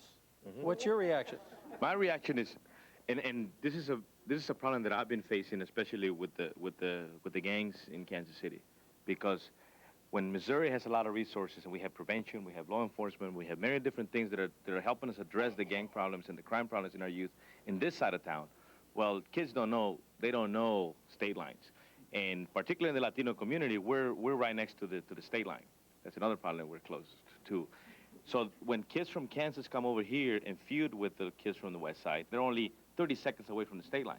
So they run back over there, and then law enforcement over there can't do nothing because the problem happened in Missouri. So that is an issue that is affecting us dramatically because we live in the same neighborhood where we have a line that's dividing us. And there's more money here and no money over there. Okay, great, thanks. Ron McMillan, I'd like to get your take on this. Are we chasing crime from one area to another and it just matters which neighborhood's the better organized? Well, I like the uptown piece and where diversity was in action, where people were living together, people were unafraid of each other. I love Rita and her piece, walking through the community, not being strangers, having relationships, and starting at a young age where communities were mixed together and the different ethnic groups were interacting, having relationships. In Kansas City, you have a whole different piece. We're segregated. You have east and west of truths. You have traditional money streams that fund the racial separation. So we have a long ways to go. You know, your Latinos over here, your blacks over here, your whites over here. That's our reality. How we will work towards diversity, they call it harmony in a world of difference, is still something for us to really look at. And uptown Chicago gives us something to look at. Great, thanks. I wonder if somebody wants to respond to that. It must be, yes, please. You have to get beyond the idea of Kansas City, Missouri, Kansas City, Kansas, Independence, Blue Springs. This is one community, and it's about community justice. It's not about community prosecution, community policing. It's about community justice. And when we get beyond our mental boundaries, then we're really able to do some things, and that has been the core focus of our unit, and really just being able to go out and develop partnerships and collaborations, and more importantly, getting some consensus that there's a common goal here, and we can all do something if we work together across borders, across blocks, across fences, across agencies, and things like that. And so that's what we're doing here. Great. I want to hear from some young people. Jermaine Reed, how old are you? I'm 15 years old. Okay. Are you involved in any programs here? Are they reaching you? Yes, I'm involved in the Ad Hoc Group Against Crime, Saving Youth in Crisis Youth Group, and we are a group that we felt like there was nothing for us to do, so we're getting out in our communities and helping people with problems. We have a 24-hour hotline where if you're a teen and you're running away from home, you can call in, and Melissa Robinson and myself, we go on the radio every night and we report these missing runaways. But there are things for teens to do. If you don't get out there and find something to do and you just sit home and watch Jerry Springer, you won't find nothing to do. So you have to get out there. Are there many kids involved, or are we talking about a small group here? There's at least about a group of 30. Great. But we have 150 or more people enrolled, but they don't want to find anything to do. All right. Okay, fine. Sean Morris, we saw the young people working to help clean up in Blue Hills. What's the program all about? I'm working with an initiative of the YMCA, which is called CCYD, Community Change for Youth Development. And basically, it's a real unique initiative. We meet weekly, and the youth, they have their own meetings, and they come up with some of the things that they want to do in the neighborhood. Hey, these a couple of your guys with you? Yeah. All right, let's hear from them. What are you guys doing? What do you like doing the most? One of the most enjoyable things that it seems the youth like doing are the community service projects. Surprisingly, when we go out to do a community service, even though they don't know they're not going to get nothing but seeing the person happy that we're helping, a lot of them will show up and they'll all work and all enjoy themselves. And community service means what? We have some elderly and some disabled people in our area. We'll go over to their house and we'll fix up their house for them. We'll mow the lawn for them, and then we'll come back every so often and make sure it's not trashed again. Mr. Alvin Brooks, you spent a lot of your life working with young people. What are the keys to getting young people involved in community activities, making them feel a part of it, making it effective for them? Well, first of all, I think you have to let people know that, young people know that you love them, that you involve them. I think we're one of the few groups, the Ad Hoc Group Against Crime, that actually have young people on our board, the governing board. I think we failed to involve the faith community. I think that if the only way a person can stay off of drugs, stay out of gang activity, leave the violence alone is to have some morals, some character, is to have a spiritual background. But you have to live it yourself. You have to be a part of it yourself. But involving them in things where they can see some results, that they can see the fruits of their hand, the fruits of their labor, the participation, doing something, that they run it and you turn it over to them. Rita Samo, I wonder whether or not you go back to Chicago having learned anything here in Kansas City that you can take back there. Oh, lots of things. First of all, I'm amazed to the group of people that are here. This is like, talking about diversity down here, we have a lot of diversity right here. And I love that line that this lady says, something about there more of us than there is of them. Oh, I think that this is going to be my line from now on. I have 300 students, so there's a lot of us. But regardless of what happened, first I have one comment that is totally outlandish, but I think we also, in a neighborhood in which we have so many difficulties, we need to learn how to celebrate. And there's nothing that make more community than to break bread together. And the thing that happened in our place, because our school is free and we had to raise money, we have food sales. And, you know, to have a Cambodian person and an Ethiopian person and Guatemalan discussing the food that they brought and what is there, that is terrific because it's real. And, you know, life is full of problems, but once in a while, let's live it up and let's do it. I mean, and I think that is really terrific. That's great. And thank all of you for taking part in our dialogue here tonight. What we've seen are two effective examples of how people in our big cities can take back their neighborhoods from drug dealers and gangs. We've heard how neighborhoods can protect their children, create safer streets, and dramatically improve the overall quality of life, provided that ordinary people get active and engaged in rebuilding their own communities and fighting crime. Our next topic is a form of violence that is especially menacing to many Americans because of the obvious differences among us: hate crime. We'll visit the Deep South in Southern California to see what two very different parts of our country are doing to try to prevent the violence spawned by bigotry and intolerance. We begin in the South. South Carolina, June 1995. Arsonists burned down the Mount Zion African Methodist Episcopal Church in Greeleyville.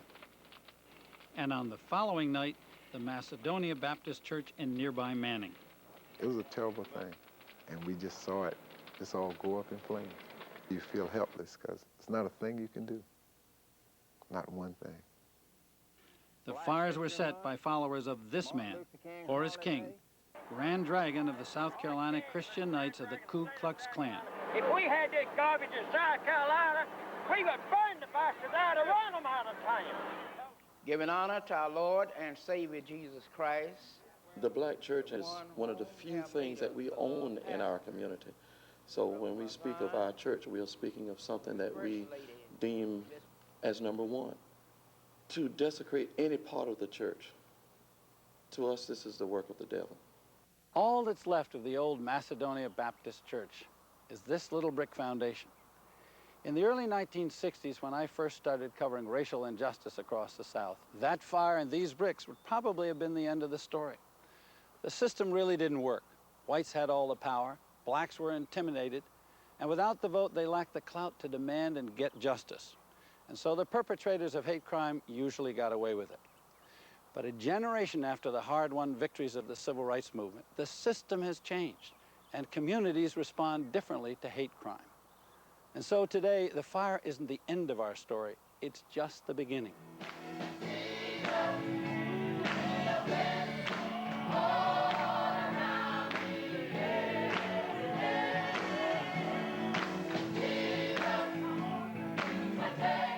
We knew we were coming back. There was a point when we didn't know how, but we knew we were coming back. It wasn't easy, but with loans, their own modest funds, and help from white and black churches locally and nationally, Mount Zion and Macedonia rebuilt their sanctuaries and fought for much more.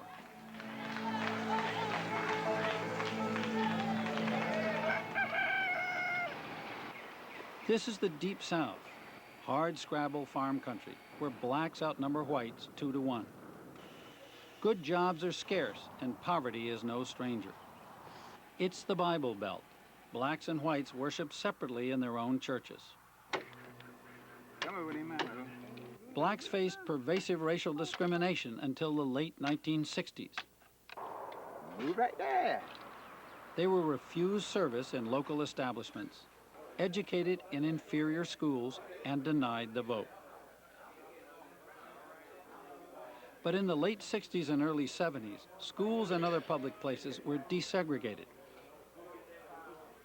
And so the church fires stunned those who thought their community had moved beyond racial hatred and violence. So all of us were horrified by the burnings. I mean, it's just so unnecessary, such a waste. John Land is the local state senator. Like I said, it was out of character for this community because we get along very, very well here. I was shocked and very saddened that people in Manning would come to that. And a lot of people didn't believe that that was going on. But it was, and it was right under our noses. And we should have been aware of it. We should have taken steps. There should not be an organization that hates people. Justice was swift.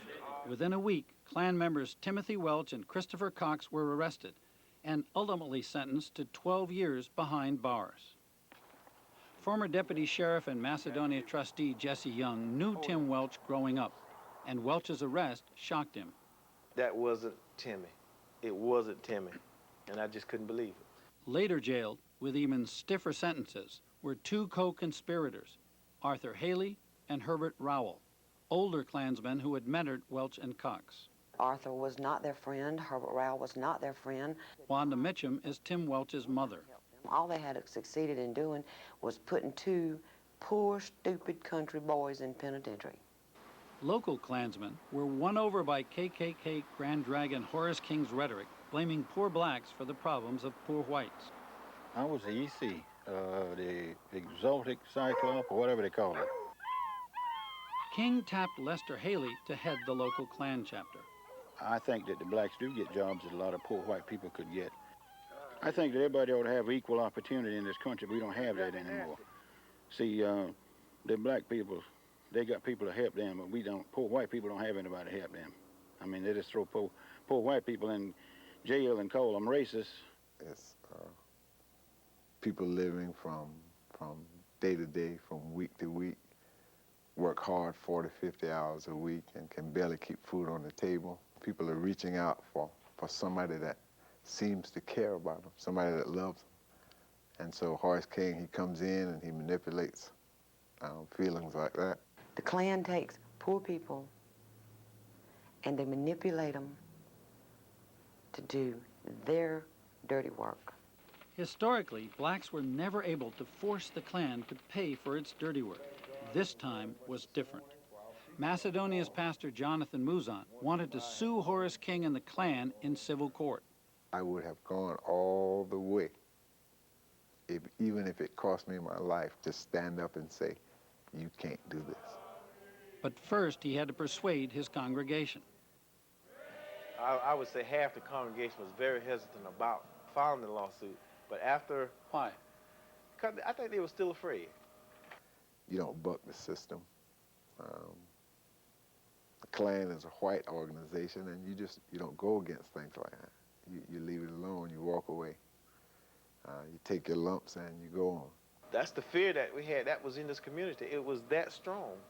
That's how much people just kind of feared even just the name Klan. When you see the name KKK, Ku Klux Klan, it kind of, to older people, it brought a chill to them. But Reverend Muzan rallied his church, and together they took the stand against the Klan. The Mount Zion AME Church, however, backed away from the lawsuit. Their spirits were almost broken. Fear just wouldn't let them make the leap. In court, Macedonia's legal team was led by celebrated Klan-busting attorney Morris Dees and local state senator John Land. Let justice flow from Clarendon County. We wanted to send a message.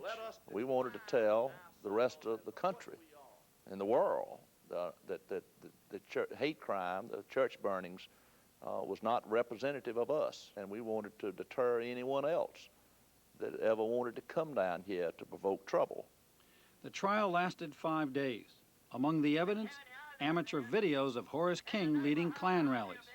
They saw Horace King at his very best.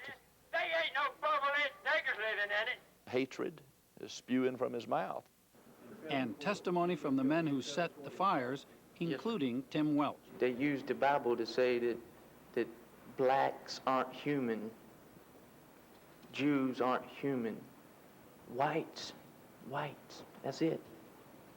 So you can't, if you allow blacks, you can't be Christian. The only Christian thing to do was to get rid of them.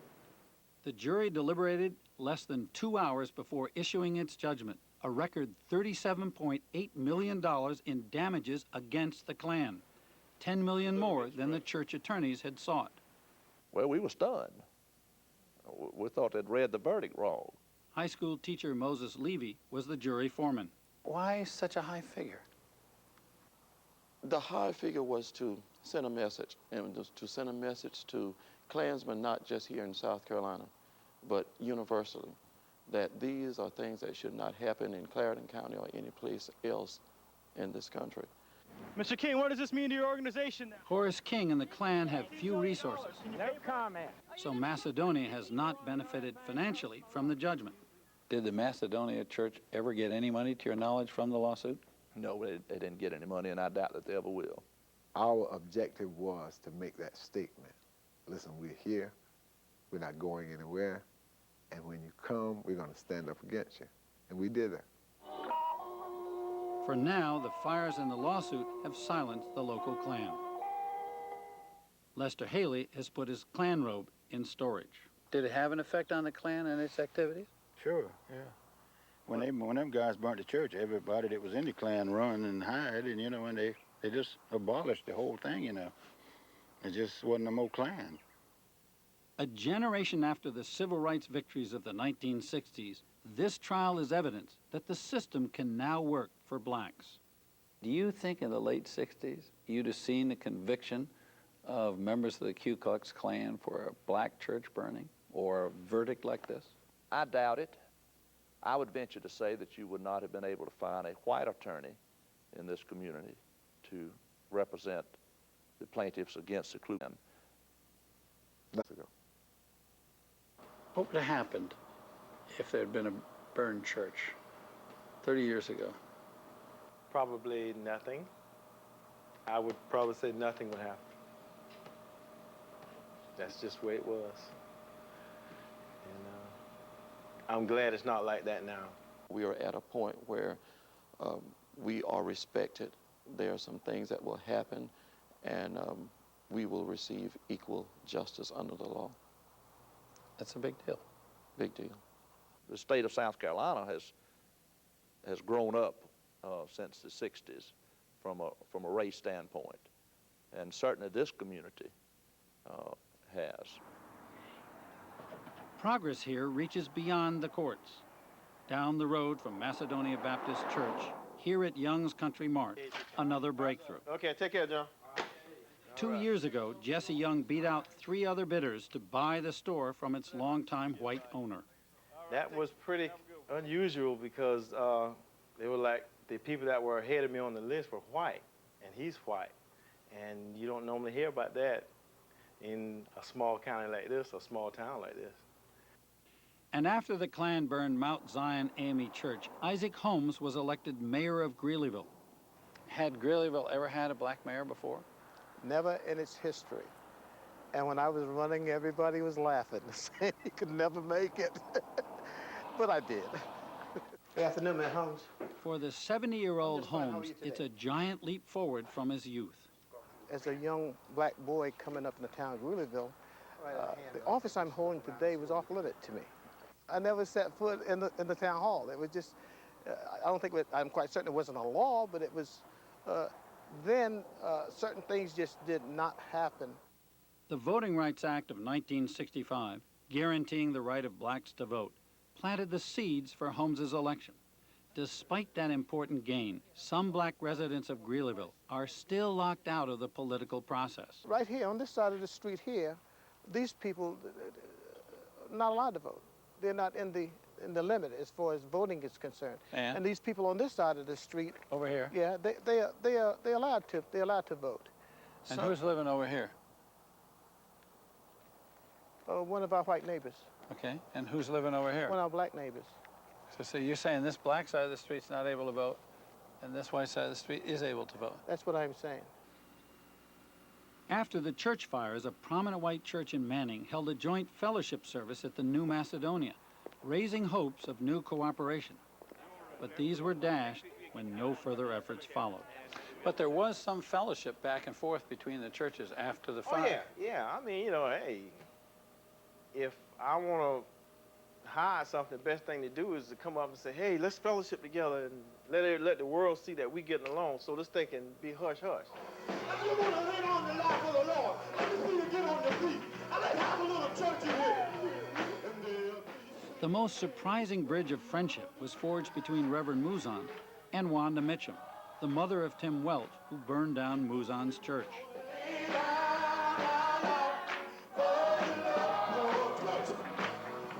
After the fires, she went to Reverend Mouzon. To try to let him know that Timothy wasn't raised like that, and that we're all not, all people are not like that.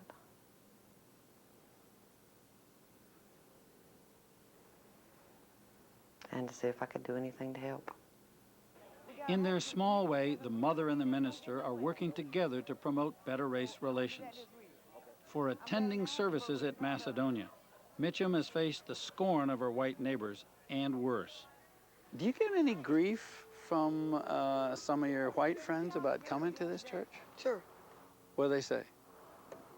Well, to be pointedly, forgive me, Jonathan, I was told this week I need to stay away from them niggers. I get phone calls on a regular basis, people telling me they're going to chop my body up. They're going to hack me up and feed me to alligators in the bar pit. They're going to kill my grandchildren. Despite the threats, Wanda remains unbowed. What I would really like to do is have, like, everybody of every race and creed get together and just commune and find out that everybody ain't bad. That there's more good ones than there is bad ones. And so, at Wanda's urging, the Macedonia Church decides to host a picnic. You've invited the entire neighborhood from all across town, both churches, black churches, white churches. So we're hoping that this is a start. Sadly, Wanda has to leave town for a family emergency, but several white churches pledged not only to attend, but to bring food. One man from a white church, he said that he was going to donate 50 pounds of catfish to make a catfish stew. Despite his best efforts, the Reverend's picnic is a bust. I'm really disappointed. But we were looking for between 60 to 100 people, and I thought it would probably be half white, half black. We had probably 25 to 30 people here, and the majority of them were our own members. I think total of whites were something like 4 people. We've been talking about coming together for years, and it never really materialized. Reverend Mouzon, not to be deterred, plans another picnic, but it's a daunting challenge.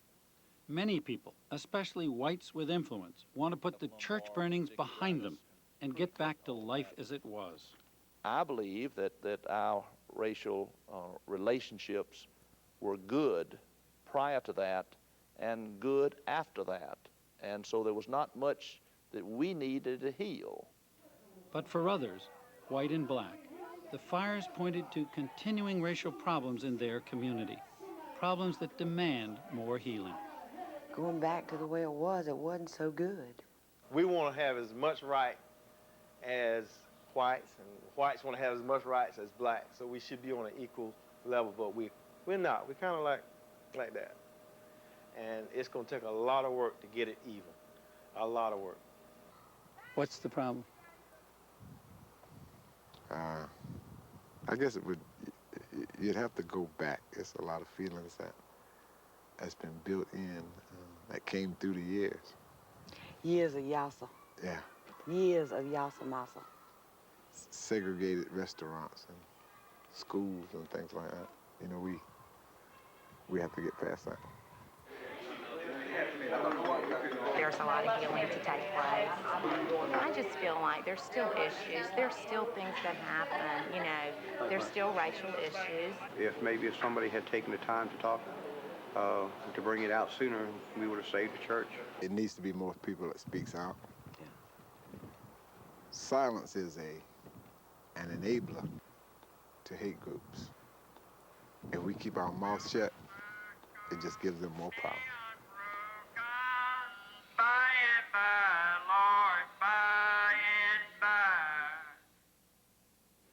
For a public dialogue on effective ways for combating hate crime, we've gathered a cross-section of people in Columbia, South Carolina. Senator Land, I'd like to start with you and ask you if, after seeing that video, whether or not you feel as though there's been enough racial healing in Clarendon County. Well, I think probably so, but not to say that we can't do more. But as I tried to say when you interviewed me before, I thought that in Clarendon County, we had a wonderful relationship between black and white. That's how I felt. Obviously, others didn't feel that way. And obviously, from the comments made, there is a lot yet to be done, and we need to get back to work to bring people together. Thank you. There are a couple of people who would be here tonight and whom we invited. Reverend Muzan of the Macedonia Baptist Church and Jesse Young, who has that store. They're not here. In the last 24 hours, several black people from the Manning area have told us they can't come. And we've kept empty seats for them. Tom Jennings, you were down there this morning. You saw Reverend Muzan. You saw Jesse Young. Why aren't they here? Well, Reverend Muzan has been receiving several threats against his life, physical threats of violence. Jesse Young, his store was recently broken into. A door was knocked down, but nothing was taken. So these are brave guys. They've both stood up to a lot. I mean, why threats now make a difference? Jonathan Muzan, in particular, is actually more concerned about his parishioners and his family. He says that he'll go up against anybody who comes at him, but he's deathly afraid of the collateral damage, so to speak. You mean the members of his church? The members of his church. He doesn't want to be responsible for the harm that might come to anybody but himself. Thanks very much. Wanda Mitchum, you're from that part of the state. Are their fears reasonable? Are these people making something up, do you think? No, I was threatened at 6:30 this morning and got a phone call that said if I came here tonight, I would not live to be back in my home after the show was over. I talked to Lester Haley down there. He said the Klan essentially gone out of the business. No. No? No. They're still meeting behind closed doors, but they're still there. Mm-hmm. Thanks very much. Mr. Washington, is this a closed book, or is there more that needs to be done? I don't think it's a closed book. I don't think the book can be closed in South Carolina until we have reached the beloved community, a community where we respect each other and get along with each other in a harmonious atmosphere. I think the threats are real. I think the threats have the potential to be carried out. So we must all be careful, and we must be concerned for them who are under the threats at this time. Good, thanks. Lake High, I wonder from your standpoint, what's your take on the whole episode? What I noticed about the 18-minute intro that you had was the slant. For instance, there you stood out in the middle or on the side of a street with a black fella who was mayor of that town, which presumably he therefore got a majority of the votes. And you said on this side of the street the whites can vote and on the other side the blacks cannot. Could that have something to do with the zoning? Like maybe that's the boundary there? Actually, the mayor told us they were both inside the city limits. The city limit sign is about a quarter mile down the block. But I guess you're raising a larger question, and that is the question about whether or not the media reports on race relations fairly. My take on that is it probably does not. For instance, I'll bet, Hedrick, if you ask the people in this audience, if there's more black on white crime or white on black crime, I'll bet that you would get that there is more white on black crime, hate crime. Actually, that's not so. The FBI in their most recent book lists 9,800 hate crimes, of which 5,600 are racial. The rate of black on white crime over white on black is actually 2.25 times greater. Thank you. Kathleen Hall Jameson, you live in Philadelphia. You are at the University of Pennsylvania, and you study media reporting on many things, including hate crime. What we found was that the Philadelphia media market dramatically overrepresented black against white crime, proportionate to the amount that there actually was in the media market. As a fact, most of the time, crime of a violent sort is within the same race. Whites against whites, blacks against blacks. There isn't much crossover overall in violent crime categories. But when it occurs, it's far more interesting to the media when the black is the perpetrator and the white is the victim. And so we see the media overrepresenting a certain type of perspective, particularly on African Americans living in cities. Thanks very much. Professor Levin, I wonder if you'd give us a picture of what the overall crime problem is in terms of hate crime. Sure. Who does it?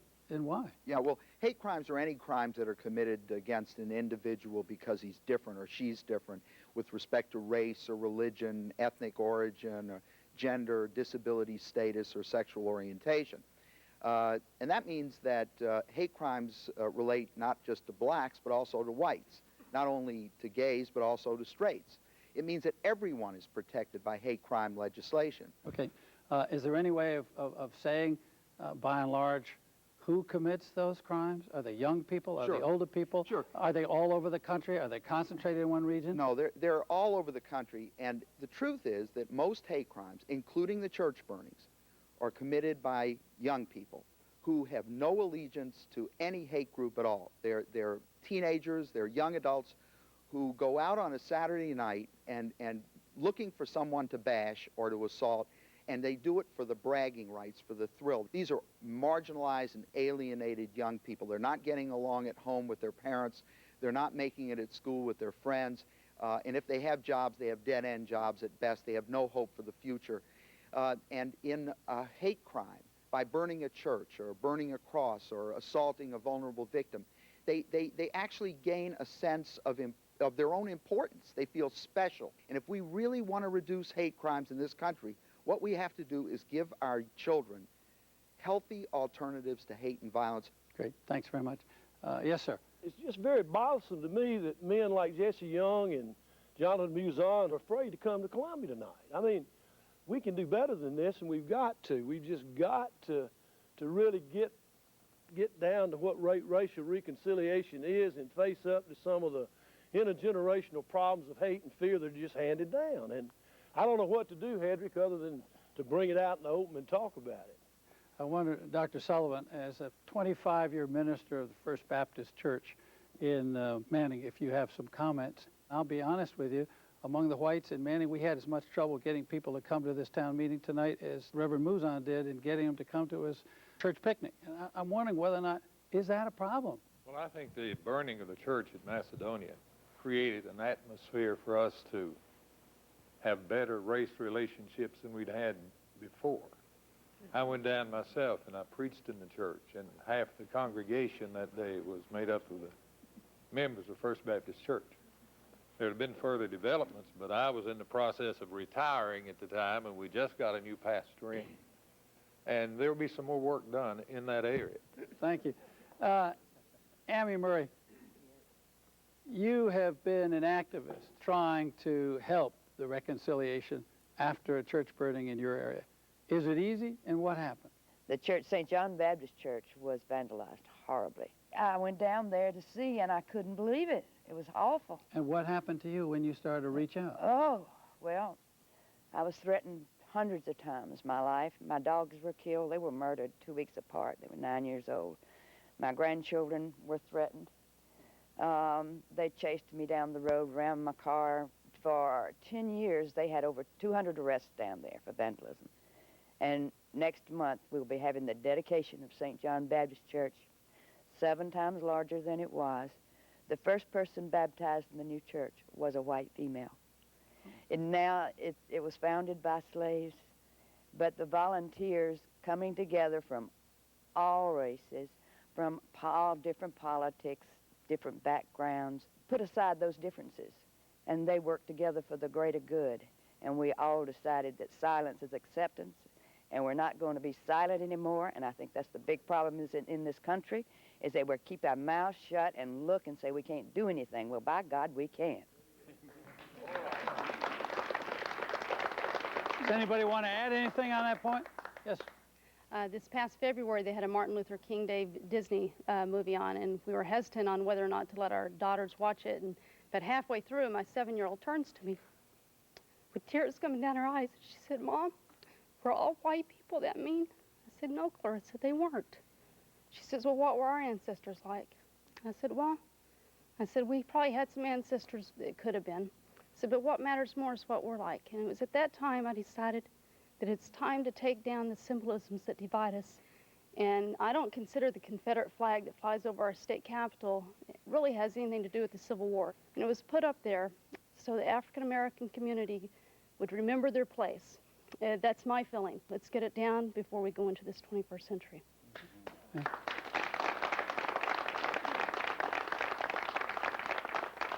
Any other viewpoint on that? Yes, ma'am. We're not going to have solutions to this problem until we come to the real issue, which is the oneness of humanity. We have so many similarities that we haven't even touched, but we're so concentrated on our differences that the gap is getting larger. Thanks for your comment. Now let's go to another part of America for another response to hate crime and another form of hate crime. A reminder that this ugly form of violence is not the exclusive problem of any one region of our country.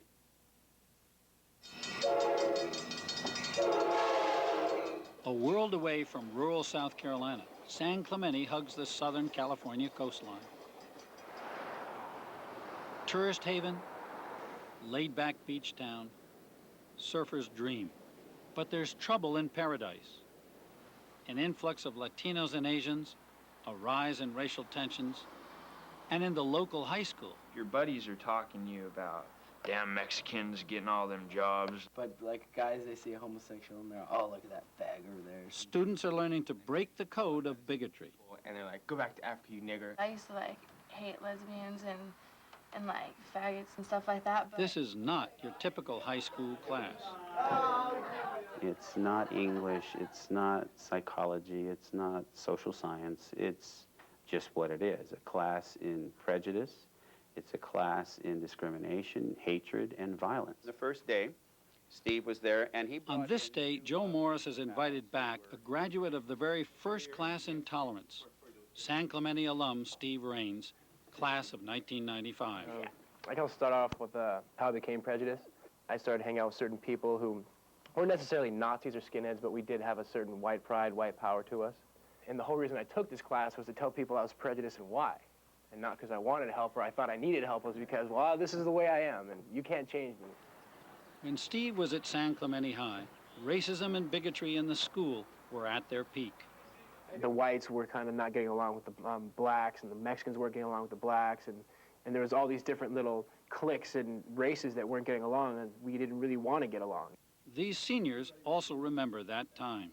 I remember seeing flyers on the ground with Nazi tablature on them.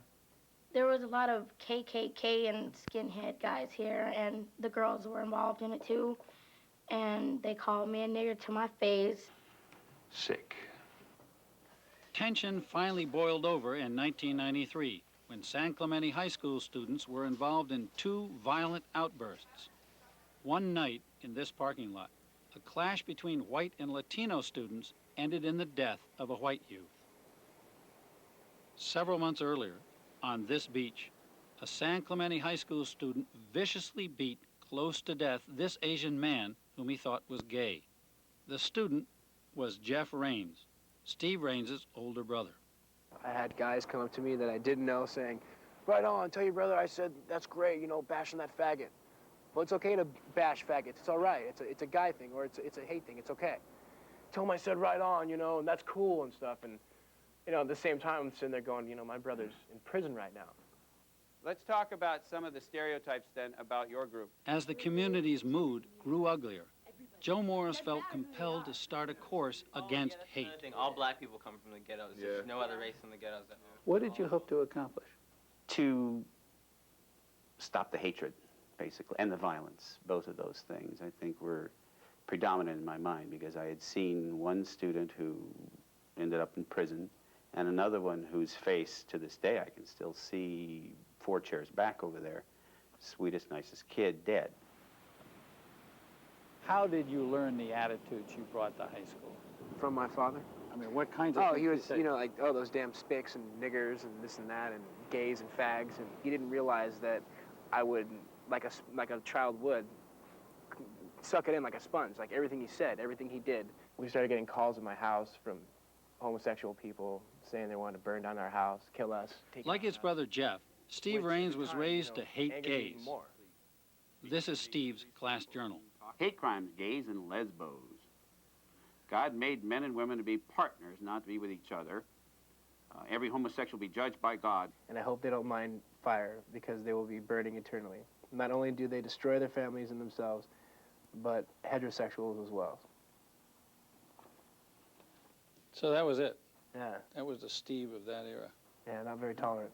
I really thought that that was kind of sad that he would write that in a journal in a tolerance class. And I picked up this rock. In the safety of Morris's classroom, students face up to the hurtful bigotry in themselves and in others. Like yesterday, I found out like my prom date couldn't go with me to prom because I was black, and it fueled up so much. And she's white, and her parents just said it was wrong. She is hurt because, first of all, she didn't know her parents were so bigoted, but I had no idea what to feel. I was in just this mood like, is it my fault? Or, I mean, this is her senior prom, and if I couldn't go to my senior prom, I would be just devastated. And Whether it's suffering from racism or coming out as a lesbian, as one woman did last semester, students feel comfortable sharing their most intimate vulnerabilities without fear of stigma. When we're kids, we get to play and see how everybody works together, and everybody's looking after us, it seems like, teachers, parents. But then, like, all of a sudden, we're wearing bigger shoes and bigger pants and driving cars and paying taxes. It's just ridiculous. How can anybody morph into such a different life without taking the steps to function with people that are different than you? After classmates mocked the mentally ill one day, Lacey Grimshaw confronted their prejudice, revealing that she has clinical depression. I'm PEP commissioner, so I'm considered to be this really happy, outgoing type person, and inside I had all these problems, so it was important for me to talk about that. I remember when she did that, and there were so many kids that stood up and they're like, oh, I have depression, or I think I might. The point is openness to other people's differences. At break, I don't go out to my friends and tell them how I feel about racism and what I feel about hate. I mean, it's just not something that you discuss. You discuss the movie that you saw last night on TV. And in this class, you talk about things that you would never, ever, that you just, the conversation and the opportunity would not arise. But do you need to talk about them? Yeah, oh, Why? definitely. You need to talk about things because this class shows you views that other people have that you've never thought about. And you're all, oh, and you hear people talk and you go, oh, yeah, you know, that's... The lessons of the class appeared to be lost on Steve Raines, who finished the course expressing the same bigotry with which he'd entered. It might take longer for some people. Morris felt it was his biggest failure, until a year later, Steve came back to visit with a new girlfriend. So he walks up and I said, how are you, Steve? And he said, well, I'm fine. And he said, and I just wanted to come back and tell you something. I went back to school and I said, this is my girlfriend, she's Indian, and I'm not prejudiced anymore. And, you know, his eyes got the size of basketballs. Oh my God, you know. I had tears in my eyes because it was really my success story. The class did change me. It just took me a while to really accept it in myself and in my heart. Since high school, Steve has dated mostly women of color including most recently a black woman.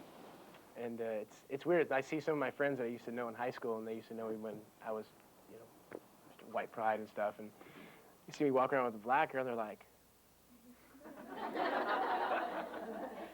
"Yo, you're Steve, right?" Like, "Yeah, man. How you doing, brother?" "Good, man. How you doing?" You know, they trip out because they're like, haven't seen me in 4 years and totally changed. Now Steve is the butt of the same barbs he once dished out. I like hip-hop, I like rap, I like R&B, I like the black culture, and they're not tolerant of that. They think it's nigger music or it's crap. So if you like it, then you must be like them. So you're a wigger, you're a white nigger. Racism and bigotry haven't gone away in San Clemente, far from it. But Joe Morris's students say that the tolerance class has made a big difference on campus. I don't know if anybody else has seen it, like their mindset's kind of changing, and it's really good to see that. It has mellowed completely. I haven't heard of another incident dealing with racism since my sophomore year. I think it definitely should be required for everyone, but I think as a start, I think that, like, you know, people that have been kicked out for racial issues, I think they need to sit through this course and see if it changes them. Our school is a much more peaceful place. It really is. It's a nicer place to be. Can you learn tolerance? Definitely. If you can teach a kid to slow down and realize what he's doing before it happens, you're going to save a lot of people.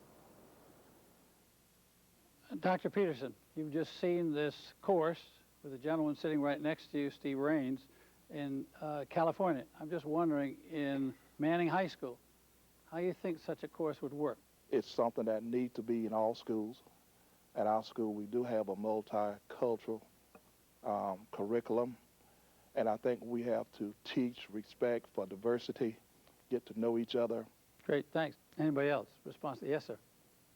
We have to open doors to educate our children, whether it's in the classroom, whether it's in the church or synagogue, I think, but mostly in the homes. And somehow, telling a child in a classroom what's right or wrong isn't going to translate into a solution unless we can also teach the parents, so when the child comes back home, they don't get the cross message. Thank you. Is anybody here uncomfortable with having this kind of a course? Well, as a parent, I'm uncomfortable with the idea from a number of perspectives. I don't want my children just to tolerate other people. I want them to embrace other people for the qualities that they have. And I think that those things, that embracing comes from a deeper sort of life perspective, which I would call religion, and particularly Christian faith, which personally works for me. And unfortunately, I don't think that those things, and they can't be taught in a public classroom. Now, does that go all across the board? Does that go to gender, go to other religions? Does that go to gays? Does that go to all kinds of folks? That's another problem that I have. And unfortunately, when we say that, well, I think that to embrace and celebrate people because of skin color means that we also have to embrace and celebrate people because of their sexual decisions that they make. And I don't think that's necessarily the case. I do feel uncomfortable with that equating the two.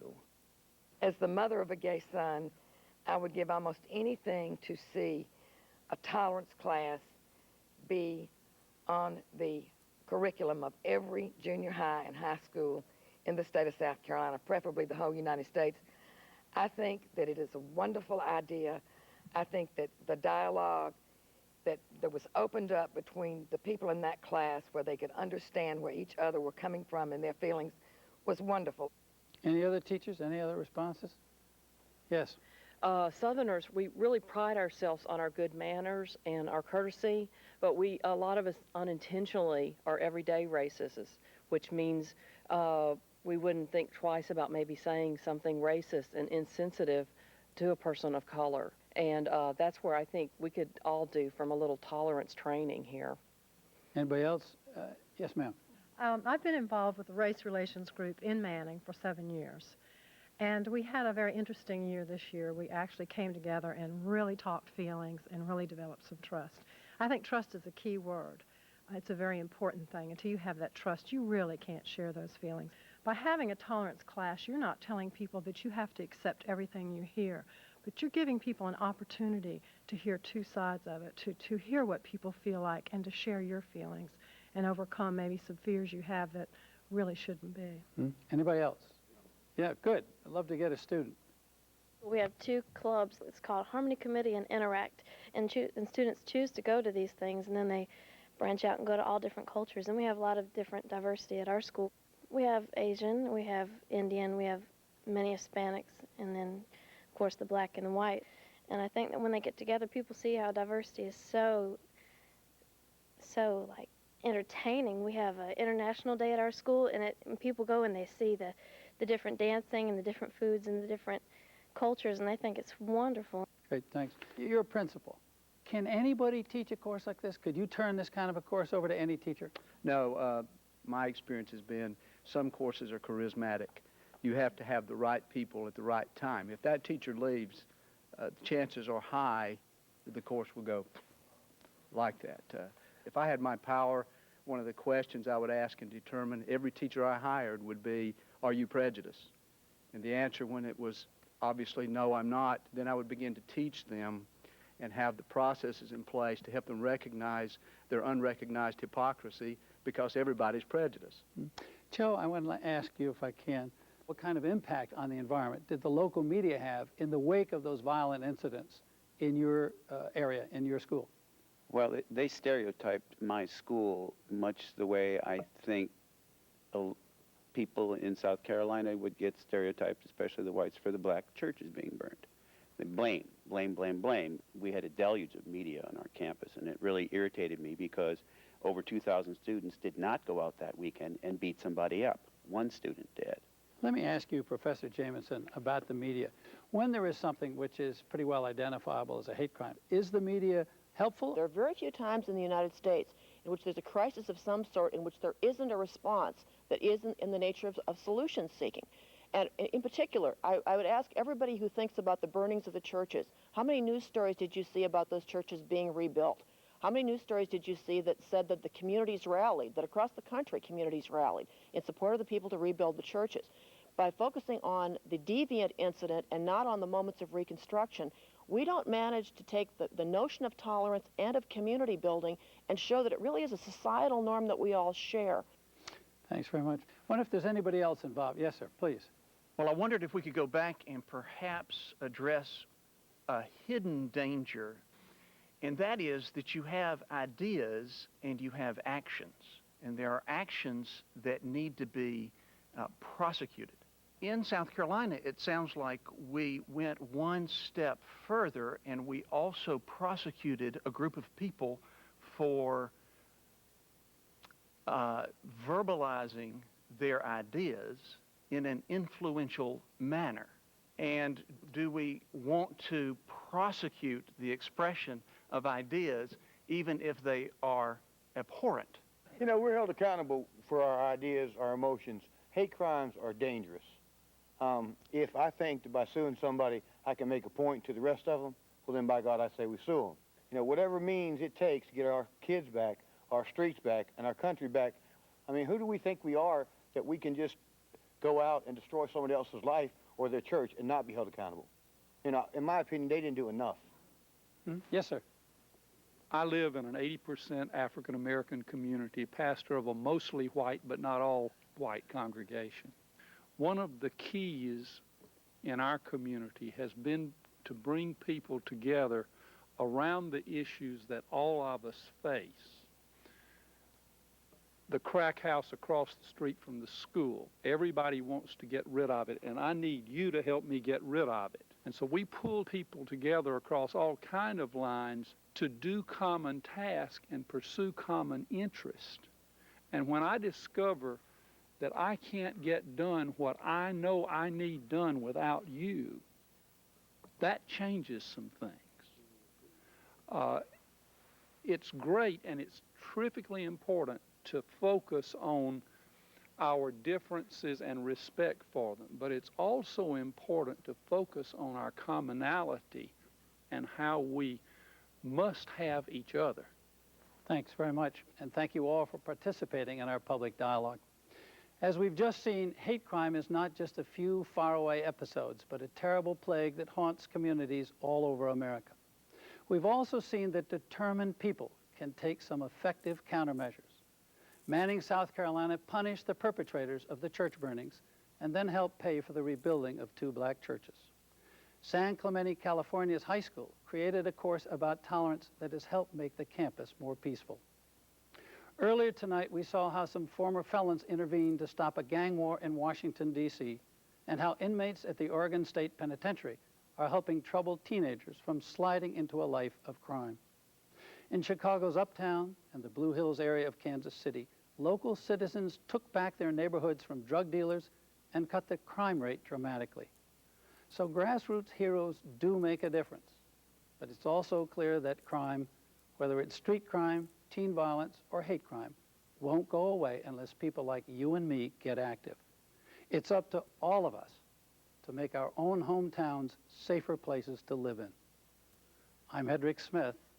Thank you for being with us. To learn more about this program and grassroots movements to combat crime, visit PBS online at pbs.org.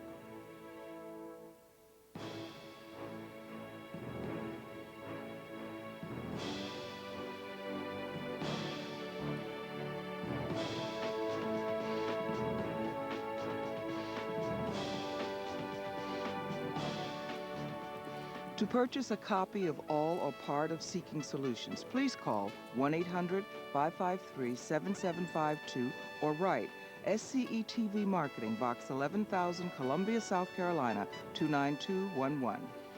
Offer good for schools, institutions, and groups only.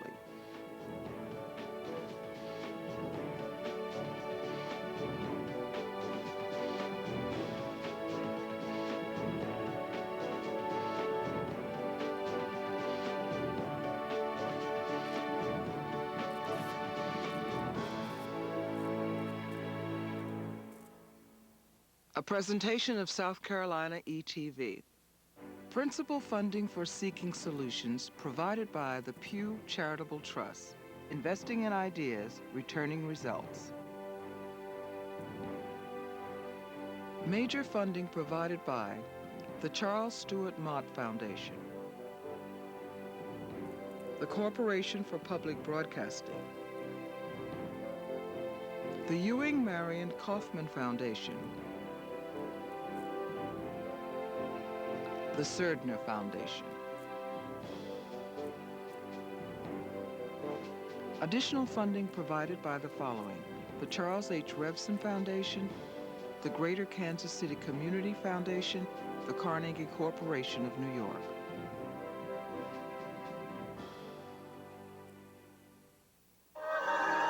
This is PBS.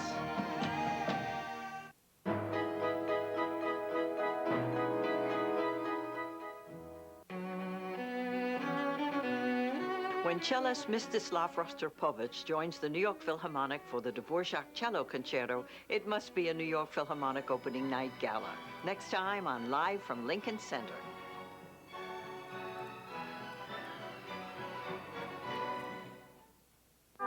Live from Lincoln Center is made possible by a major grant from MetLife and on behalf of MetLife's affiliate, New England Financial. Thanks to our members and the following for their support of 13's programming today.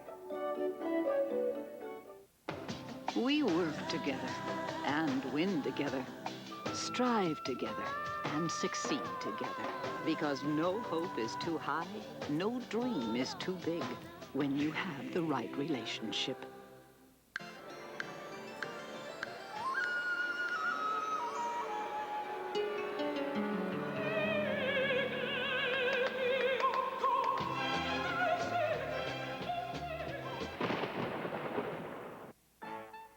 Hi, I'm Chris Jussel, inviting you to the Antiques Roadshow. I dug this hat up out of a colonial landfill. Unbelievable. Join us as we search for America's hidden treasures. It's a very important piece. It probably belongs in a museum. Get out of here! Now that you have told me it's a Tiffany, I think I'll call Brinks to come pick it up. More antiques and the stories behind them. This week from Dallas, Texas. Friday night at 9 on 13. The season's best is not only on 13, it's produced by 13. Great performances for your entertainment. American Masters for fascinating people. Nature for fascinating animals. Going places for your getaway pleasure. The American experience for our hometown, New York. Expect the best on 13. Bernhardt, furniture maker since 1889, joins with House and Garden in saluting 13's fall season. Sessions at West 54th, public television's music performance and interview series hosted by David Byrne, proudly presents the best of Sessions with John Hyatt, Lou Reed, Natalie Merchant, John Mellencamp, Lucinda Williams, Elvis Costello with Burt Bacharach, and others this week on the best of Sessions at West 54th. Friday night at midnight, simulcast on 90.7 FM WFUV. This season's best on 13. Expect the biggest. Expect the brightest. Expect the unexpected. Expect the best on 13.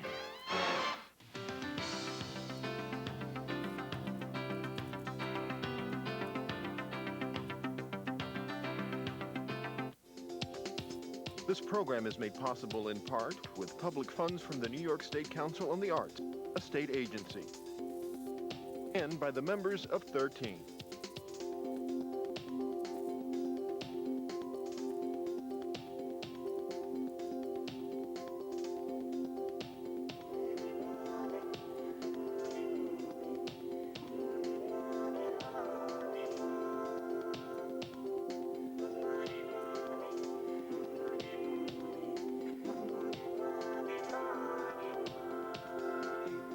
We saw this particular project, integrating the art, social studies, and English, as an opportunity to have students use a multiplicity of their talents and their interests and their intelligences in order to achieve the basic standards that New York State has identified. The ESP grant,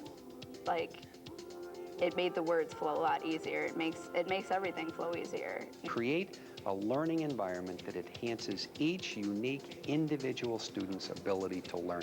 This is central, it's expressive, it connects to universals, and it is a great enabler of developing skills. The projects are fun. You're also learning at the same time.